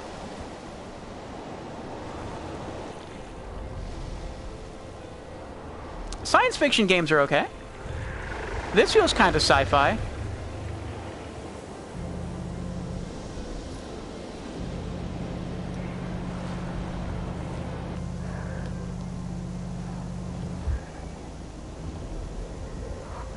Oh, I bet if we could have crossed this fast enough, we could have just walked straight through. That's fine. We'll take the ladder.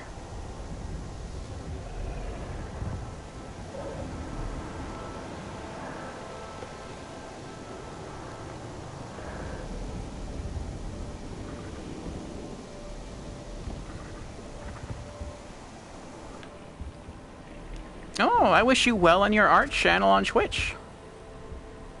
You're a cinematic shot producer? Well, that sounds cool. What exactly is a cinematic shot producer?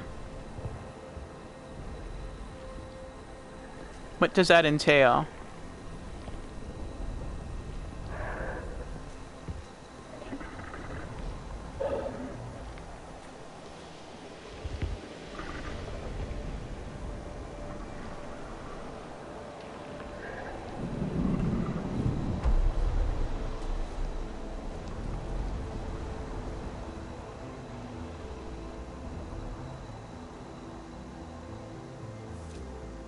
Street photography, human type of photography? That sounds cool.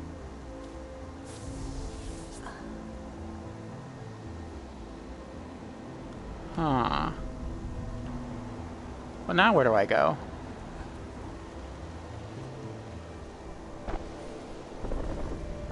Do I go this way?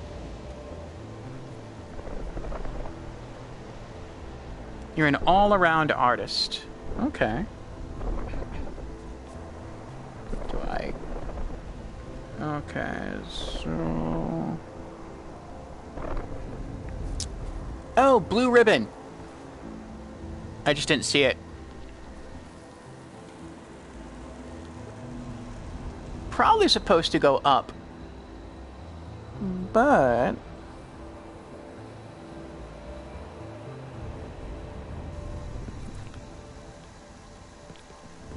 Is there anything down here?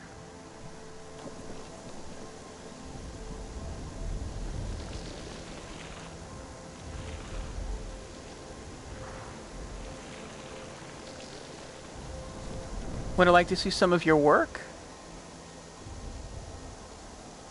Portraits? Sure, if you'd like to send me a link in a whisper through Twitch, I'll take a look at it.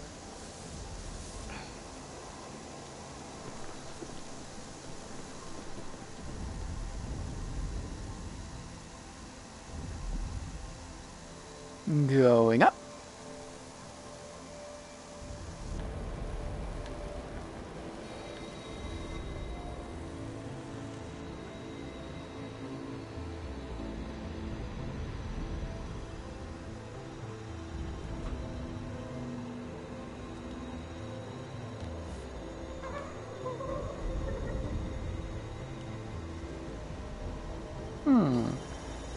Wonder what this is supposed to represent.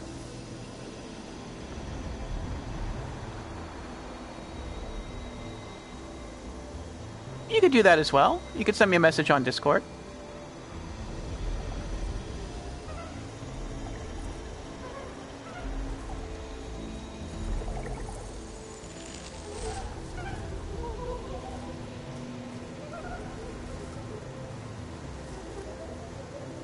Thank you, Sachi.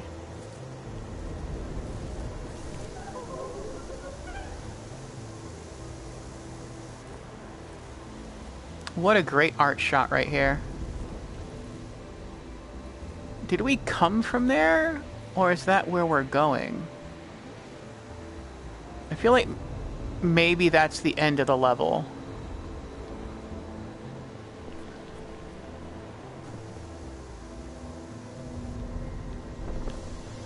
Oh, more fire.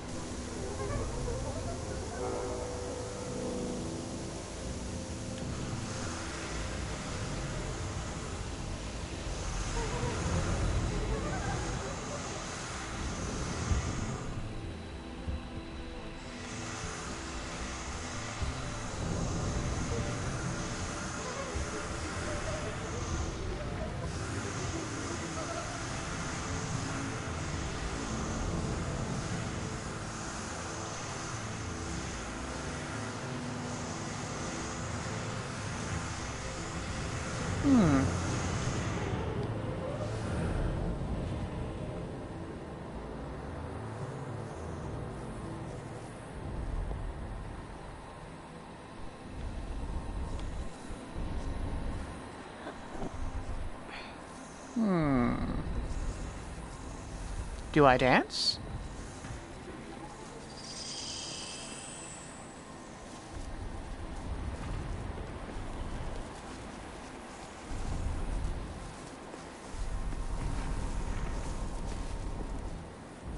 Do I go this way?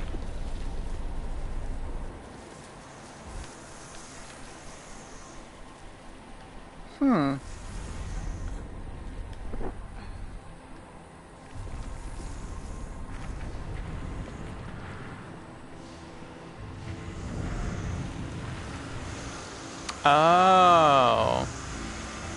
I go this way. I see.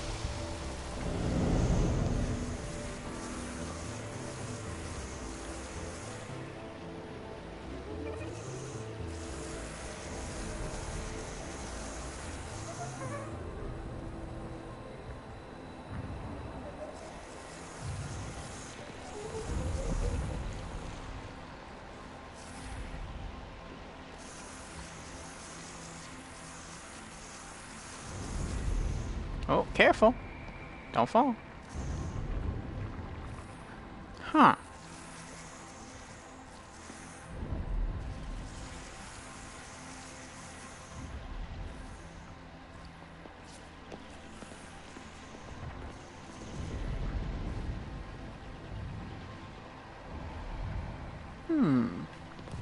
Maybe the challenge of this level is not stealth. Maybe it's just figuring out where to go. Which would make it unique. We've never had that issue before.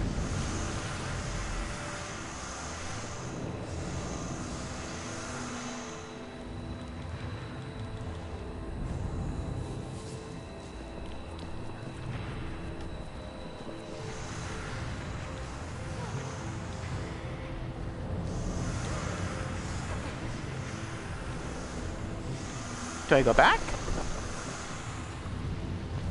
Maybe this is a side area?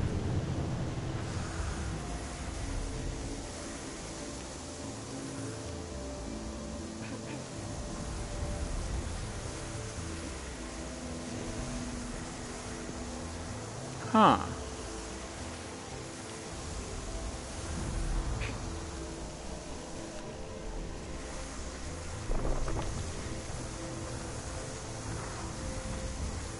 Oh, the fire's leaving her alone now? Oh, it is. Well, it came up that ribbon.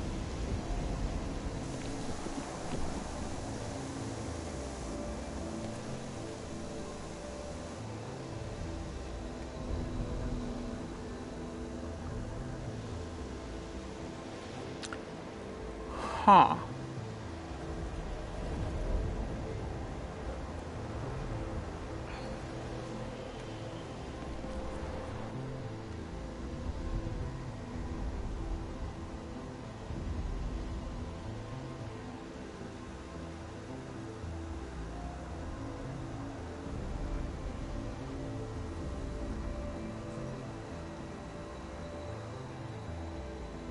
Yeah, we came from that way.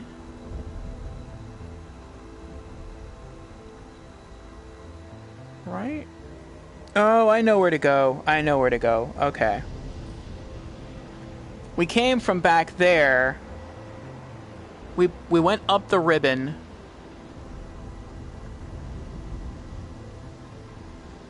Okay, no, I don't. We went that way. Wait, where did we come from? We came from that way. That's where we came from. And then we jumped on the ribbon. We went down. We explored back that way. There was nothing there. We came up the blue ribbon. We jumped off. We went that way. We can't make any more progress that way. So... Huh. I don't know.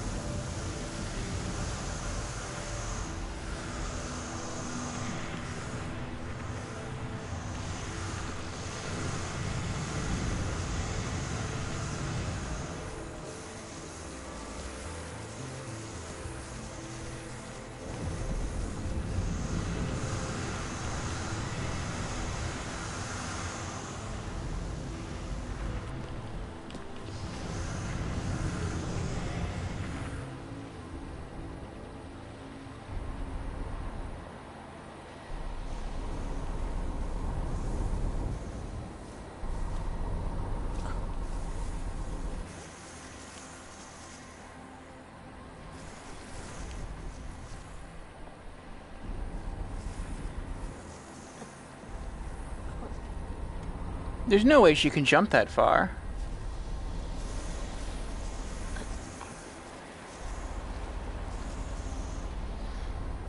Huh.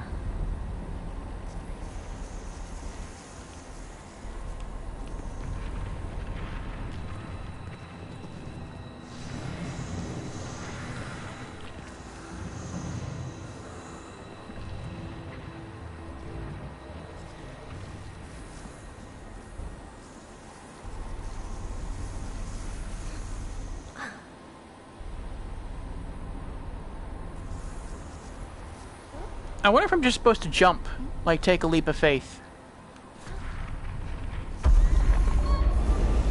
Nope.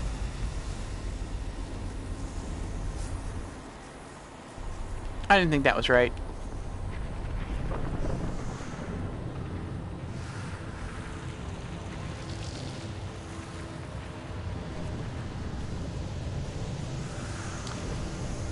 This is the first time in a level I have not known where to go.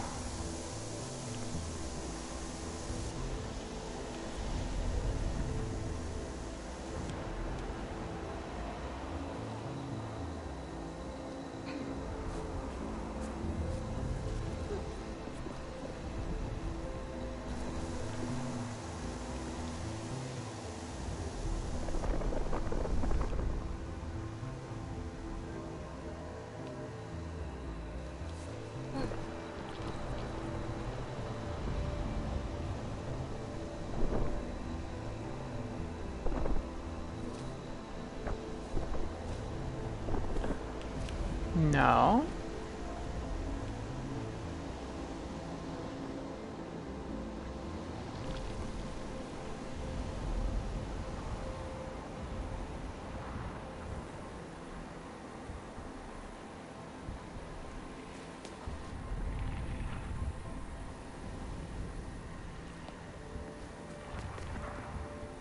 Is this it? Mate? Oh, that's a ladder. Oh, this was tricky. Hold on. So it looks like...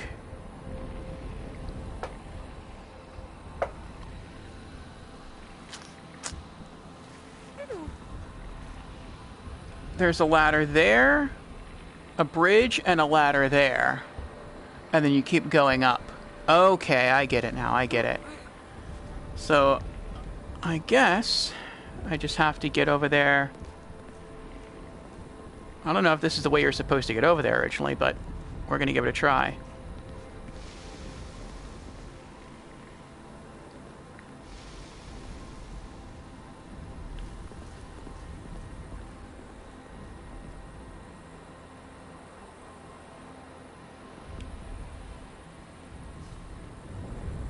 So I'm playing only up now? It seems that way, doesn't it? Okay. Alright. And I think this was a ladder. Where was this supposed to take us? If this is not the way we were supposed to go, then we just discovered a shortcut. It looks like we're supposed to go up, but I'm curious what's down.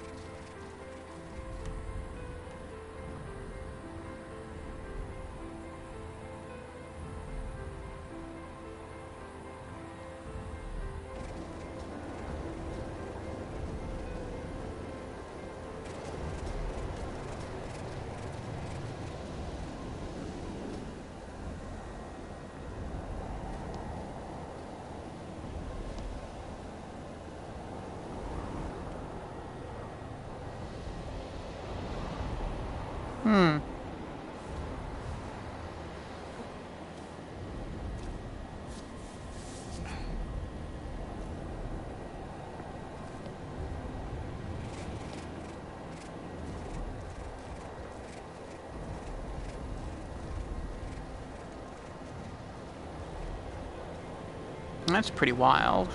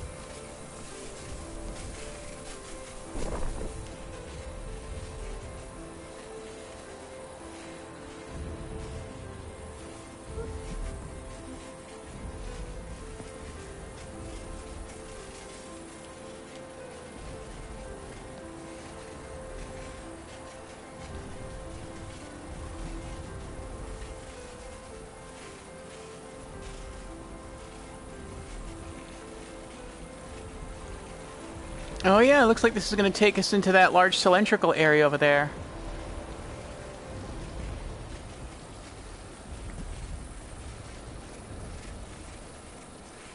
I thought that large cylinder area might be the last area in the game. Oh, silver trophy! I'm not sure what it was for, but we got one. Maybe it's for completing the game. I wonder if this has multiple endings, too. Usually the colored blocks tell you which way to go. And it looks like we can choose to either go right and into this arena here, or we can go left.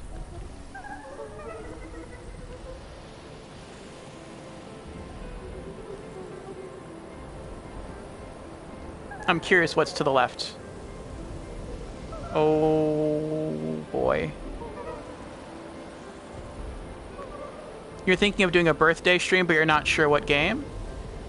Huh. Well, whoa. Oh, dear. Oh, where did I come from? Oh, well, I came from that way, because that way there's no bricks. This way there are. Well, birthday streams are always fun. As far as which game, I would say either a game that you're looking forward to playing would be good, or maybe a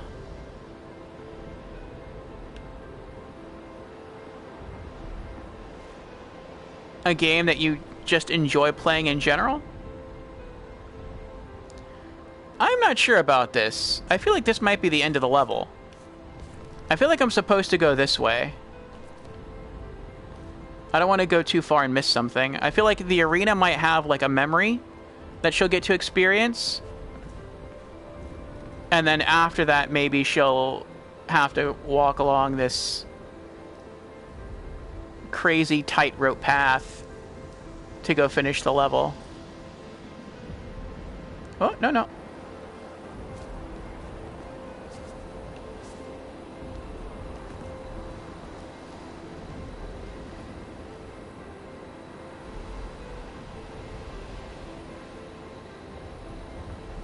I love how this game bends your mind.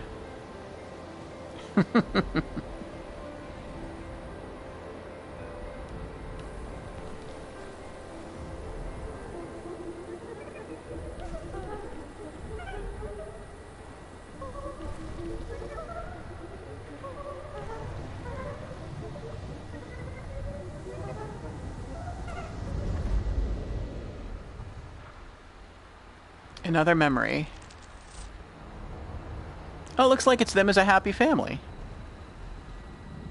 That's a nice memory.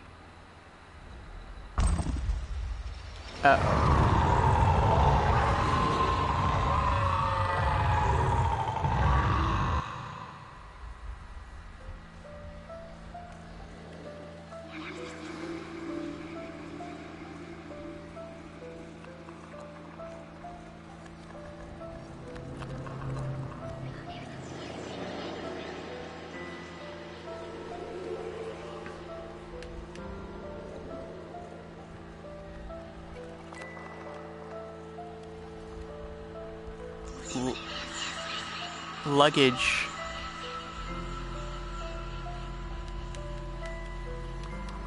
Oh, they're in the garage.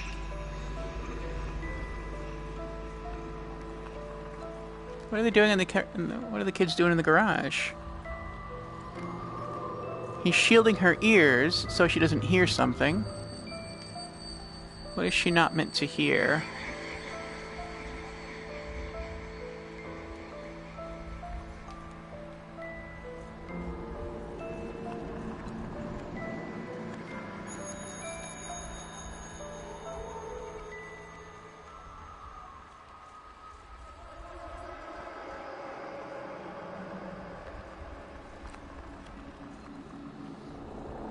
Oh, is the car having problems?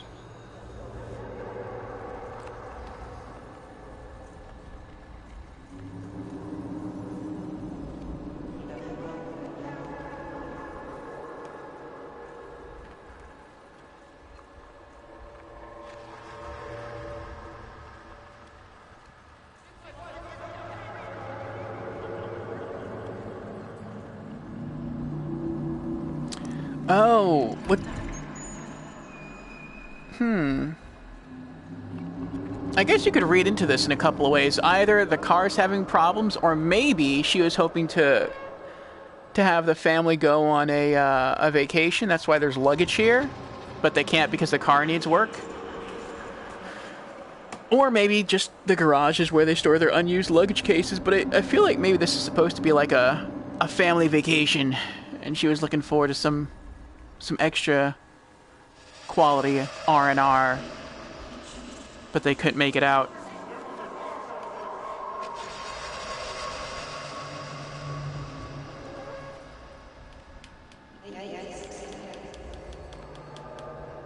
And he doesn't want her to hear the yelling. Aww.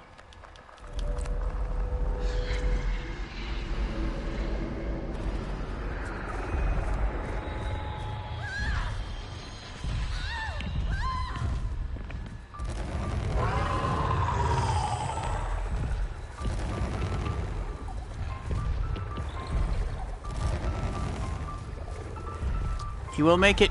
He will survive.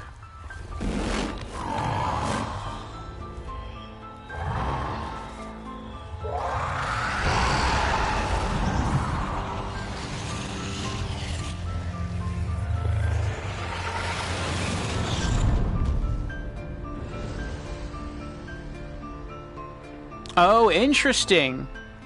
That's the red ribbon for her to slide down on. This is going to take us to the end of the level. So with that in mind, can I go back or is it too late? Let's see.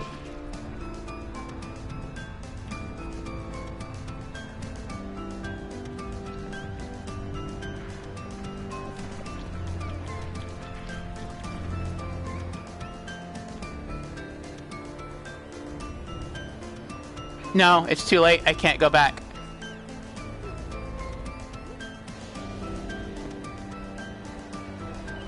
I think that's the area I came from. Oh, so we'll never know what that path would have led to. Oh, wait. Is this it down here?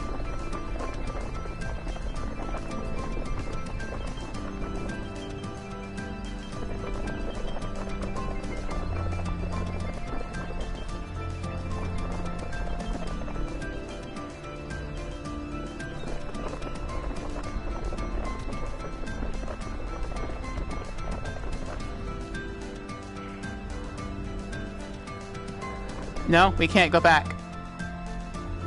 We shall have to live in wonder as to what that path led to.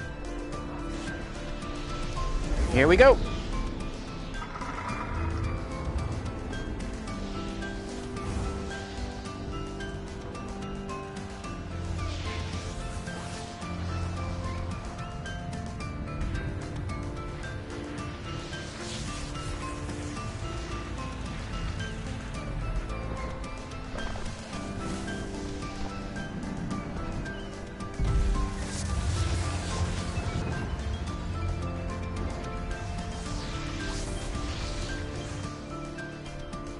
There's the area I jumped off of right there.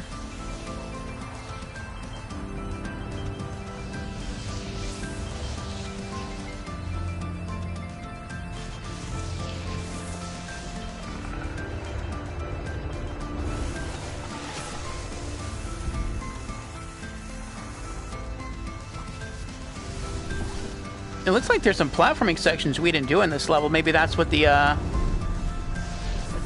that thing would have led us to. Oh, we're finally going up the tower. We never got to explore what's up the tower, all the way to the top. At least I don't think we did. It would always be in the distance.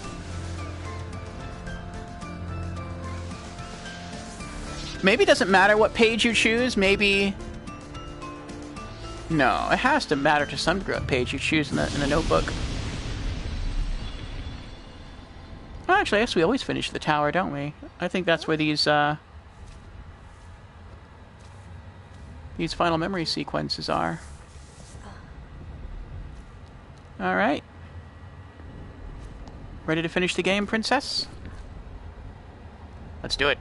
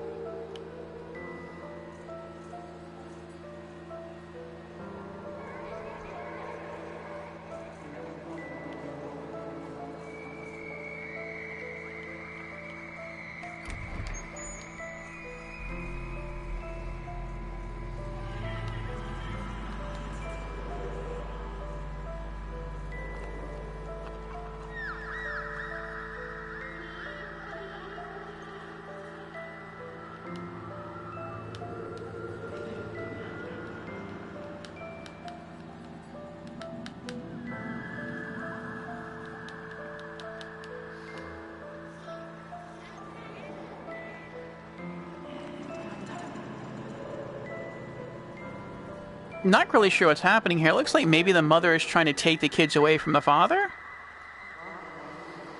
But each child is pulling in a different direction, which is what makes it confusing.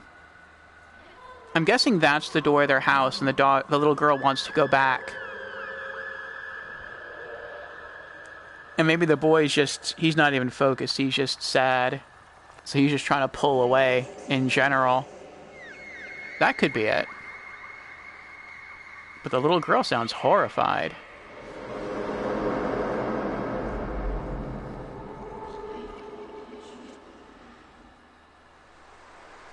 So maybe when the mother left, she took the kids with her, or maybe she threatened to leave, or I don't know.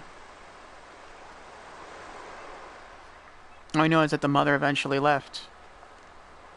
I thought she left the kids with the father, though.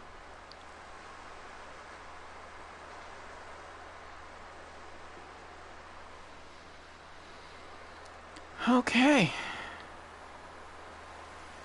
And here we are, back on the beach. I think we've done it. We've gone through all the pages.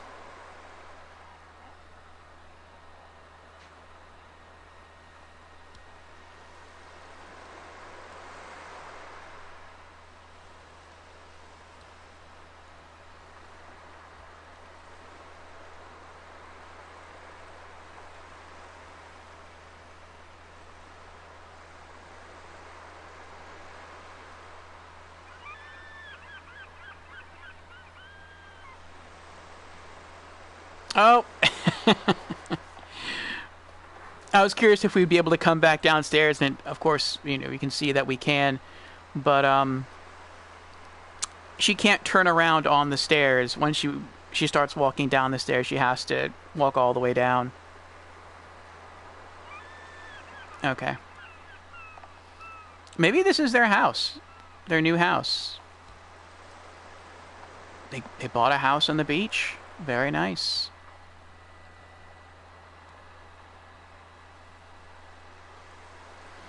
That would make sense why I guess the husband dropped her off and then never came back. Oh, you can see her footprints that she left when she walked in the sand. All the way from the bench over there to the lawn chairs, and then all the way over here to the stairs. That's really cool. I like that. I like that detail. Let me get up to where she is. We've never been this high in this area. Looks nice. Oh, there's an old man reading a book in there. I bet that's her father. Maybe her husband dropped her off to see her father. Maybe that's what it is.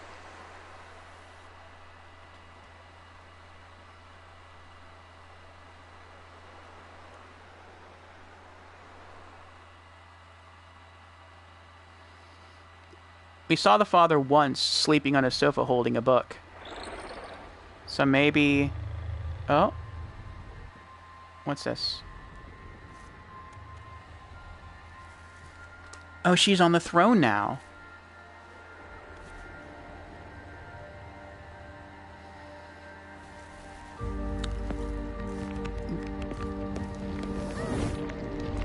During an earlier stream, the queen of this place said that one day the princess would have her own throne.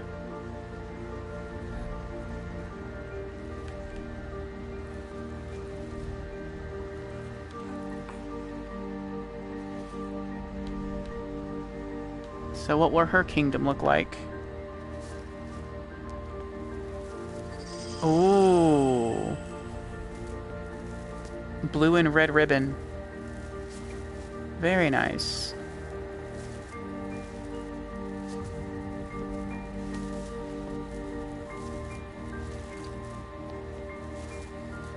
I don't think we'll need to dance, though. I think everything in here will be calm.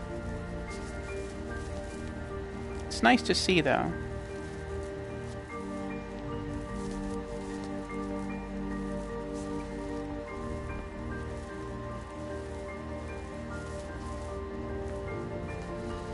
I love how graceful ballet is.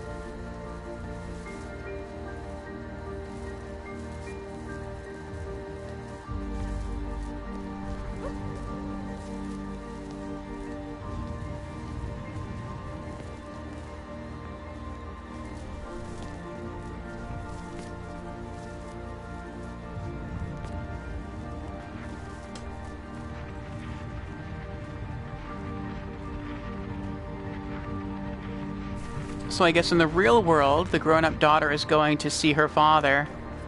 And so in this sci-fi world, the princess is going to meet with the monster. Which isn't really a monster at all. Oh, she doesn't slide on the ribbon anymore. It doesn't force her to go where she doesn't want to go. Now she chooses to, I guess... She chooses how quickly she travels upon it.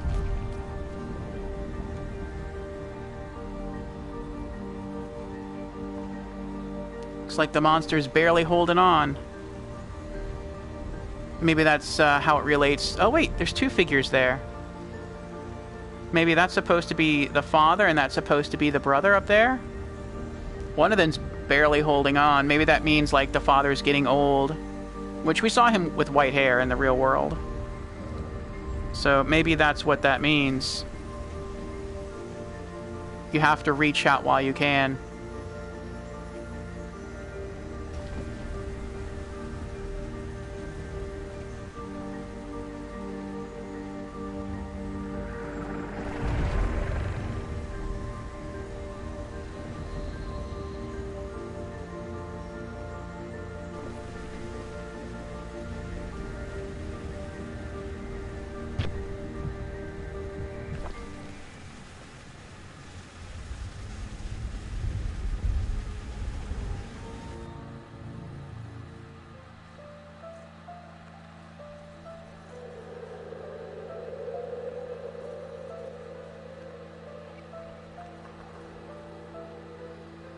The compression is not liking these scenes? What does that mean?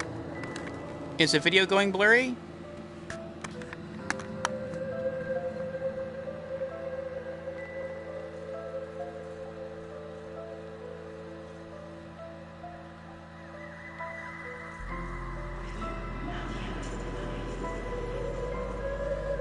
Oh, it is? Oh.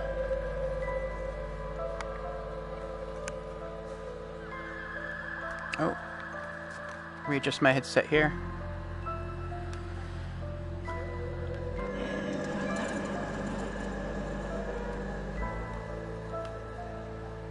Oh, it's getting pixelized? Bitrate at? Let me see. Bitrate looks okay. Uneven pixels? Huh. Maybe it is the game. Looks like she's stopping her brother from pursuing the sister.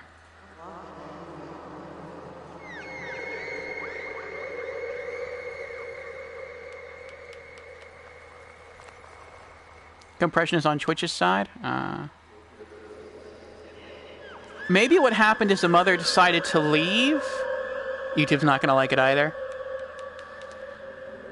And maybe the mother chose to try to take the children with her, but the daughter didn't want to leave the dad. And so the mother was like, okay, you can go be with the dad if that's what you really want. But the brother didn't want to be separated from the sister. But I guess she took the brother away and she went to run back into the house to be with the dad.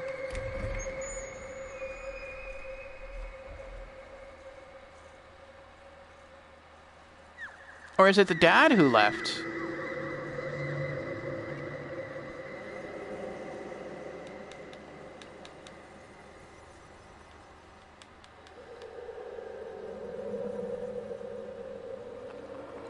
I wonder if this game does have multiple endings. At the beginning, it seemed like the mother was going to leave. Now it's the father who's leaving, though she may have kicked him out. But I mean, I don't know. I really don't know.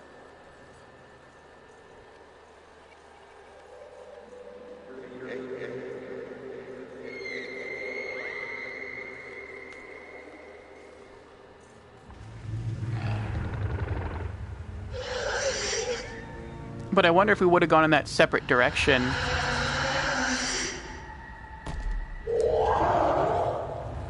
If it would have been a different ending.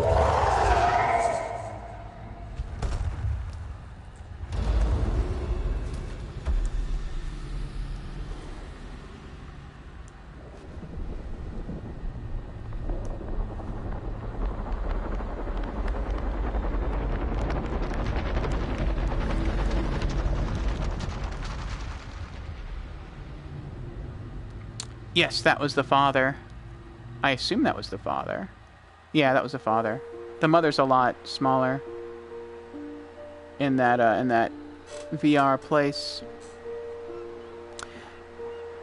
Now, I'm guessing we're supposed to slide open the door and walk in, but I'm also curious, like, what would happen if we try to go further up the stairs? Would we encounter the brother?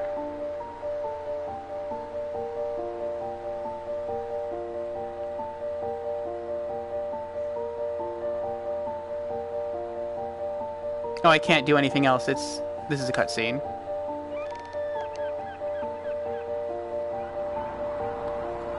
It's kind of funny how it looks like Remember Me's mental place? Yeah. There's her husband again. Oh, you can choose to just not see the father and just leave? Ordering the door. I'm gonna ring the doorbell.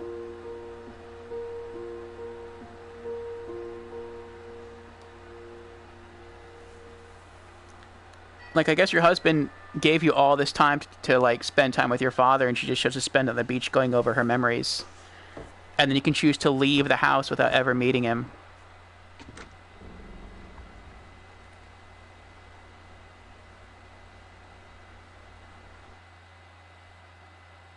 So I guess that's one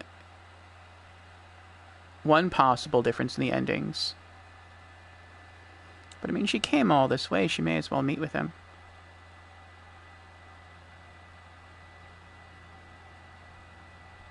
So she tore out each of the...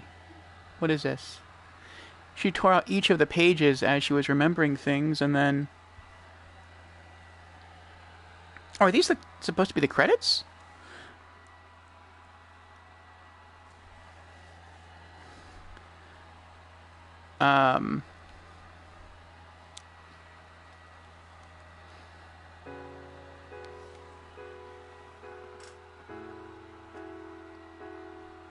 Oh, thank you for still being here, Lorelei. Yeah, these are the credits.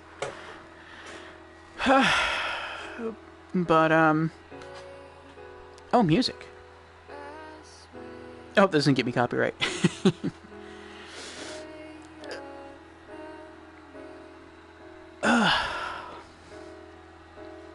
We're gonna sit through the credits, though. I always like to do that. Make sure all the developers get their due. I guess these are segments from all the levels we've went through. You finished the game? I believe so, Lorelei. Unless there's an epilogue that's going to happen after the credits finish rolling. This is a cool credit screen. You can still look around in VR and everything.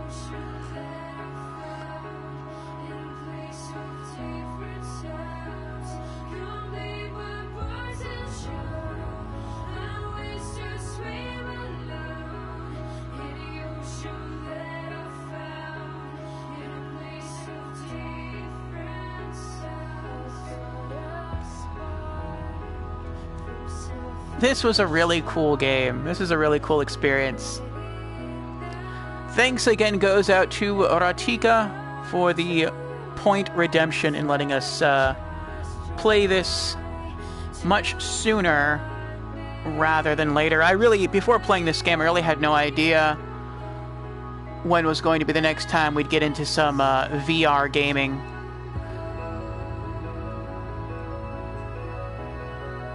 And some VR experiences really aren't that good. But others, like Bound, were very impressive.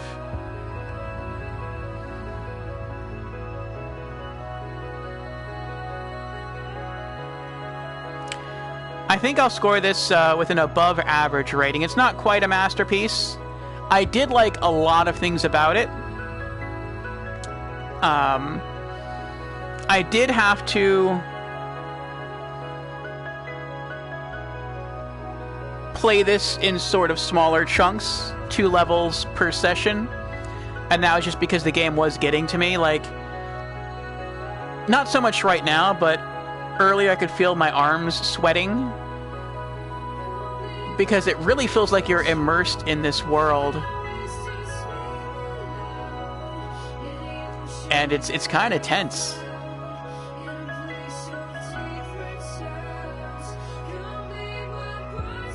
And there are also times where I was playing through the levels, and I kind of wish the levels were shorter sometimes. Not just because of them being like physically taxing, but because I wanted to get into more of the story of the game. And I also wish we would have spent more time in the beach area and not here. This was a great place too, but I really love the look of the beach area. Quite a lot of people participated in the development. Yes, they did. It's so neat that all these people came together to work on this one project and see it through.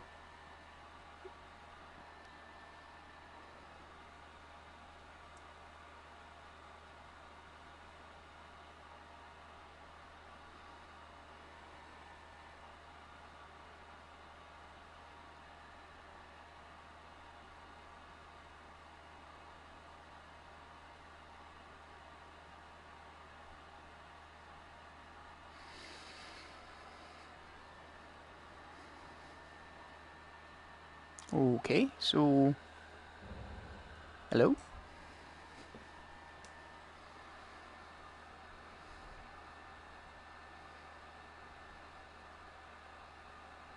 It's loading. I wonder what's going to happen now.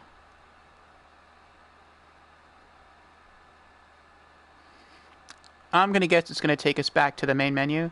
Speedrun menu has been unlocked. Oh, look at that! Permanent picture setting has been added to the options menu. Permanent picture setting, what's that?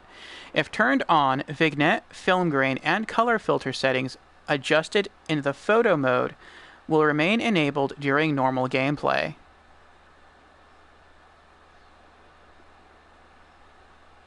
Huh.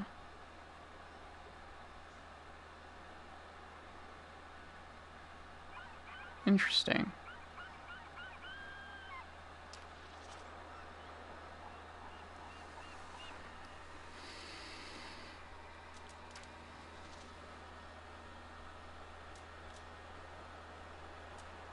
Oh, wait. No. What? Oh, options. Okay, there we go. Photo mode. Permanent picture. If turned on, vignette, film grain, and color filter settings adjusted in the photo mode will remain enabled during normal gameplay. Oh, I see. So you can go into photo mode, and I guess you can alter like what the world looks like. And if you turn on permanent picture, it will keep all those filters as you continue to play through the rest of the level. That's pretty cool. I like that. You can adjust stereoscopic depth if you're playing this in 3D. What's the speedrun menu? It's funny, we were just talking about the speed menu, or possible speedruns earlier for this game. Description: starts the game in speedrun mode. Save load options will be unavailable. Notebook pages on the beach will not be randomized, and you must finish the run for your time to save. Some cutscenes can be skipped by pushing up on the D-pad. Speedrun menu, start, single level run, leaderboards, speedrun hub, align, timer, times info, shards overall, falls counter, other, show ghosts, edgeguard, auto skip cutscenes, random speed, best times. That's pretty cool. So you can speedrun a VR game. Shows the list of times of all players from around the world. You like games that have a speedrun mode? Yeah. Fastest time to complete the game. First place, Chuckles825. Time, 26 minutes, 7.148 seconds. And he only fell once. I wonder what the age rating means. Maybe the amount of time spent in the game? Could be. Collected 19% shards. He probably wasn't going for shards. He was probably just trying to beat the game as quickly as possible. Beat the whole game in 26 minutes. That's pretty crazy. We spend way more than 26 minutes per level. And he beat the whole game in 26 minutes. That is very impressive.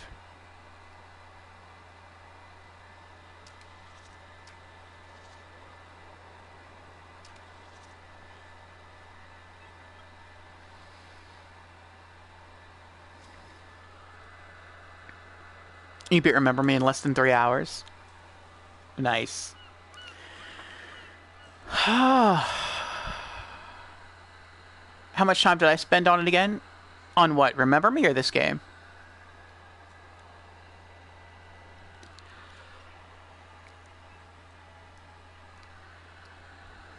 On this game, I think I spent about an hour per level. I think there was like 2, 4, 6 levels. We might have spent like 1 extra hour just going into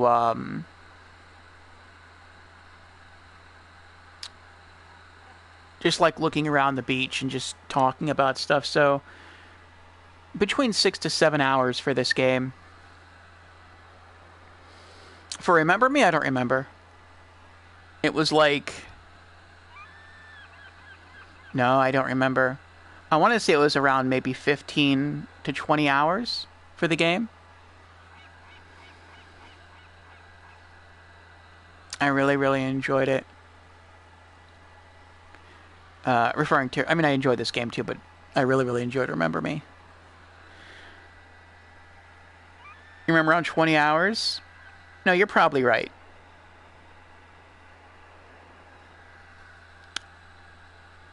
That was interesting. So it was the father who left. The mother got tired of being in the family, but so she kicked out the dad.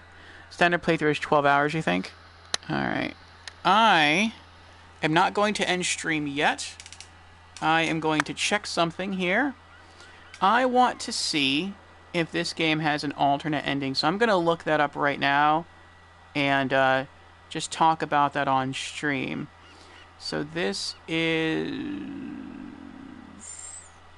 Bound. Bound. Oh wait, let me type in game. Bound game. Ending.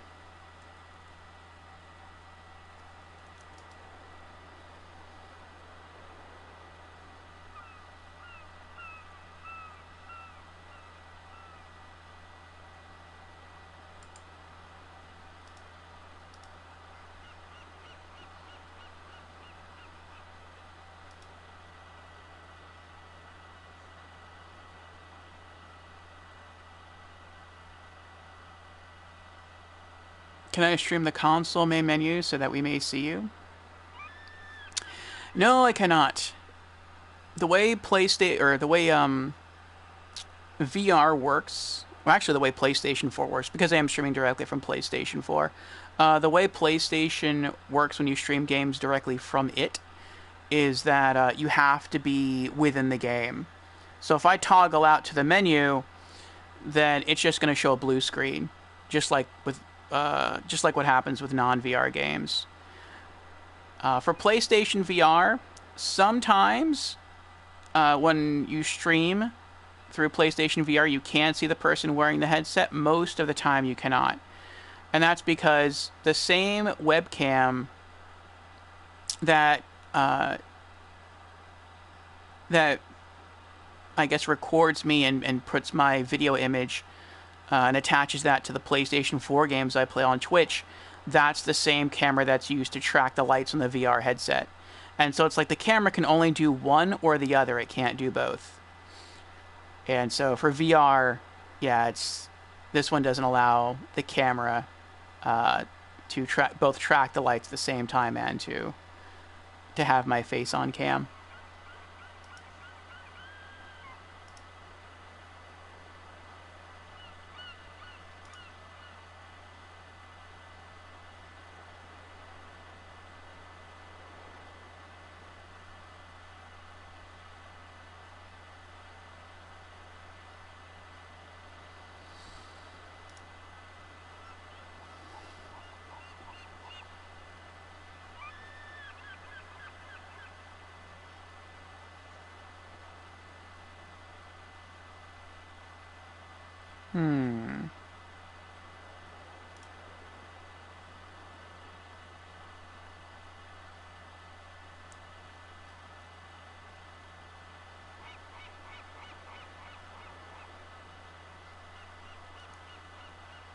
I'm looking through walkthroughs.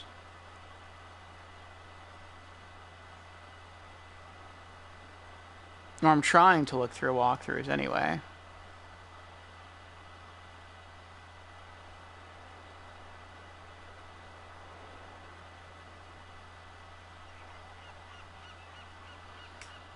No, let's try going to GameFAQs. See if I can find one there, though. Many people don't really use GameFAQs anymore as far as writing facts for new games. But we'll see.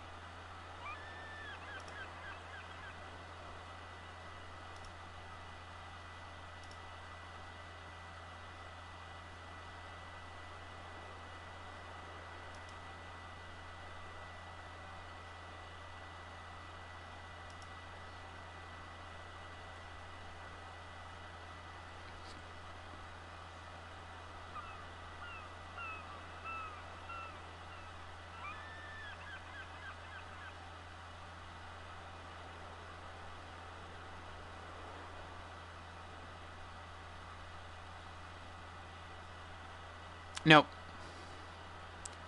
We shall have to wonder what would have happened had we chosen to go to the car instead. I don't think. I think that's the only difference in terms of the potential for a different ending or unique ending is we could have just chosen to go to the car instead of going to ring the doorbell and encounter her father. But the same way that she rung the doorbell and we saw the father open the door and he kind of staggered back a little bit because I think he realized who it was, and then she handed him the sketchbook. I think that had we chosen the car instead, she probably would have just turned away from the door and then walked towards the car, and then maybe the camera would have changed positions and showed her getting into the car and driving off. So the game certainly ended differently than I thought it was going to. I thought that it was the mother who was ultimately going to leave, but no, it was the father.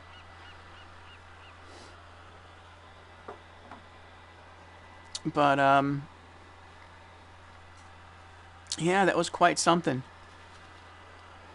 But I enjoyed the game. I hope you enjoyed this VR experience as well.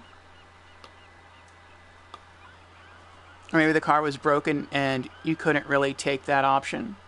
Like the option was there, but that's just for lore. Well, I don't mean the car that was in the garage. I meant like the car that was at the beach area. At the very end, we could have pressed X to ring the doorbell or circle to go to the car.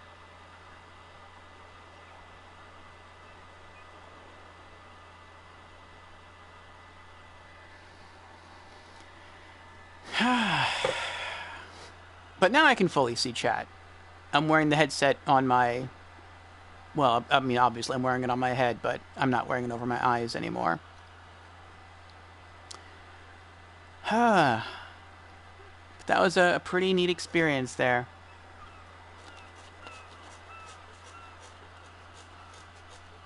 Your forehead, yes. Using your third eye. Mm-hmm.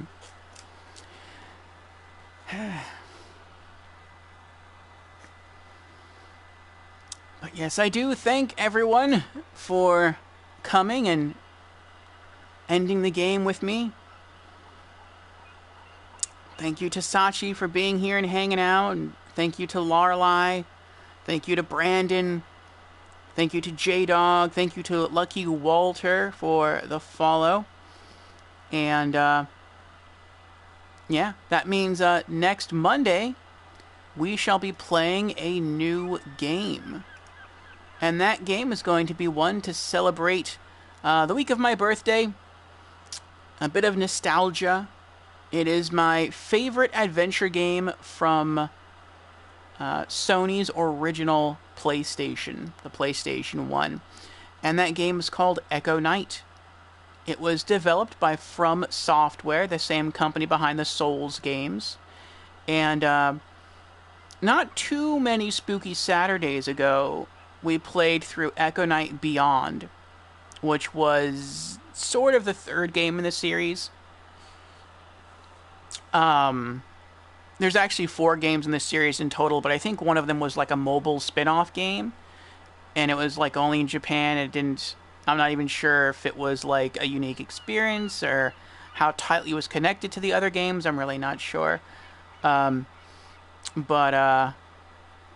yeah, we're going to play this first game, Echo Knight, again. And then after we beat it, I think we're probably going to be somewhere in October. And so we're actually going to go straight into Echo Knight 2, which I'm quite excited about. And Echo Knight 2 is only released in Japan, but there is a fan translation of it, and so we're going to play through that. And so yeah, I'm looking forward to the next 2 Echo Knights. It's going to be fun. And no, my birthday is not Monday or tomorrow. My birthday is September the 8th. So my birthday is not this Friday, but the Friday of next week.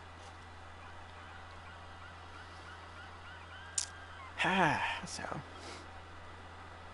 yes, I have some plans. I'm going to go to a very relaxing area in my state called Plant City. And I've said before that Plant City kind of reminds me of Tampa, my city, but it's like Tampa from the 1980s or 70s. Like, it looks really just taken out of an old style TV show or movie. And everything down there just feels very charming, very casual, very relaxed, very calm. And I like that atmosphere. And so I just want to go there, and they have like a bunch of little shops, and I'll just get in some steps that day, and I'll walk up and down and just browse the shops. Maybe just do some window shopping, and kind of just have a nice little day out there. And then I'll be back later that evening for a late Franchise Fridays. And on that Franchise Fridays, that should be our very last Franchise Fridays. We'll be finishing up with Borderlands 3 entirely. So, like I said earlier, it's always a really kind of special experience to start a new game, but also to finish a game. And yeah, my birthday will be a very special experience in that we also get to finish with Borderlands 3. So, fun. Have a good day. Thank you, Lorelei. You have a good day as well. Same goes out to Tasachi and to everyone else who came in to stream. Thank you for hanging out. Thank you to the lurkers as well. The next time I'll be streaming will be this Wednesday for Anime Afternoons in the Discord. And afterwards, we'll be here on Twitch for our weekly Just Chatting stream, community chat, and gaming news. If I am not able to show up because we do have a hurricane hitting our way, unfortunately it should be here between Tuesday night and Wednesday morning. I will use my phone and post into the Discord channel that I will not be able to stream that day. But fingers crossed, things will just go on as usual.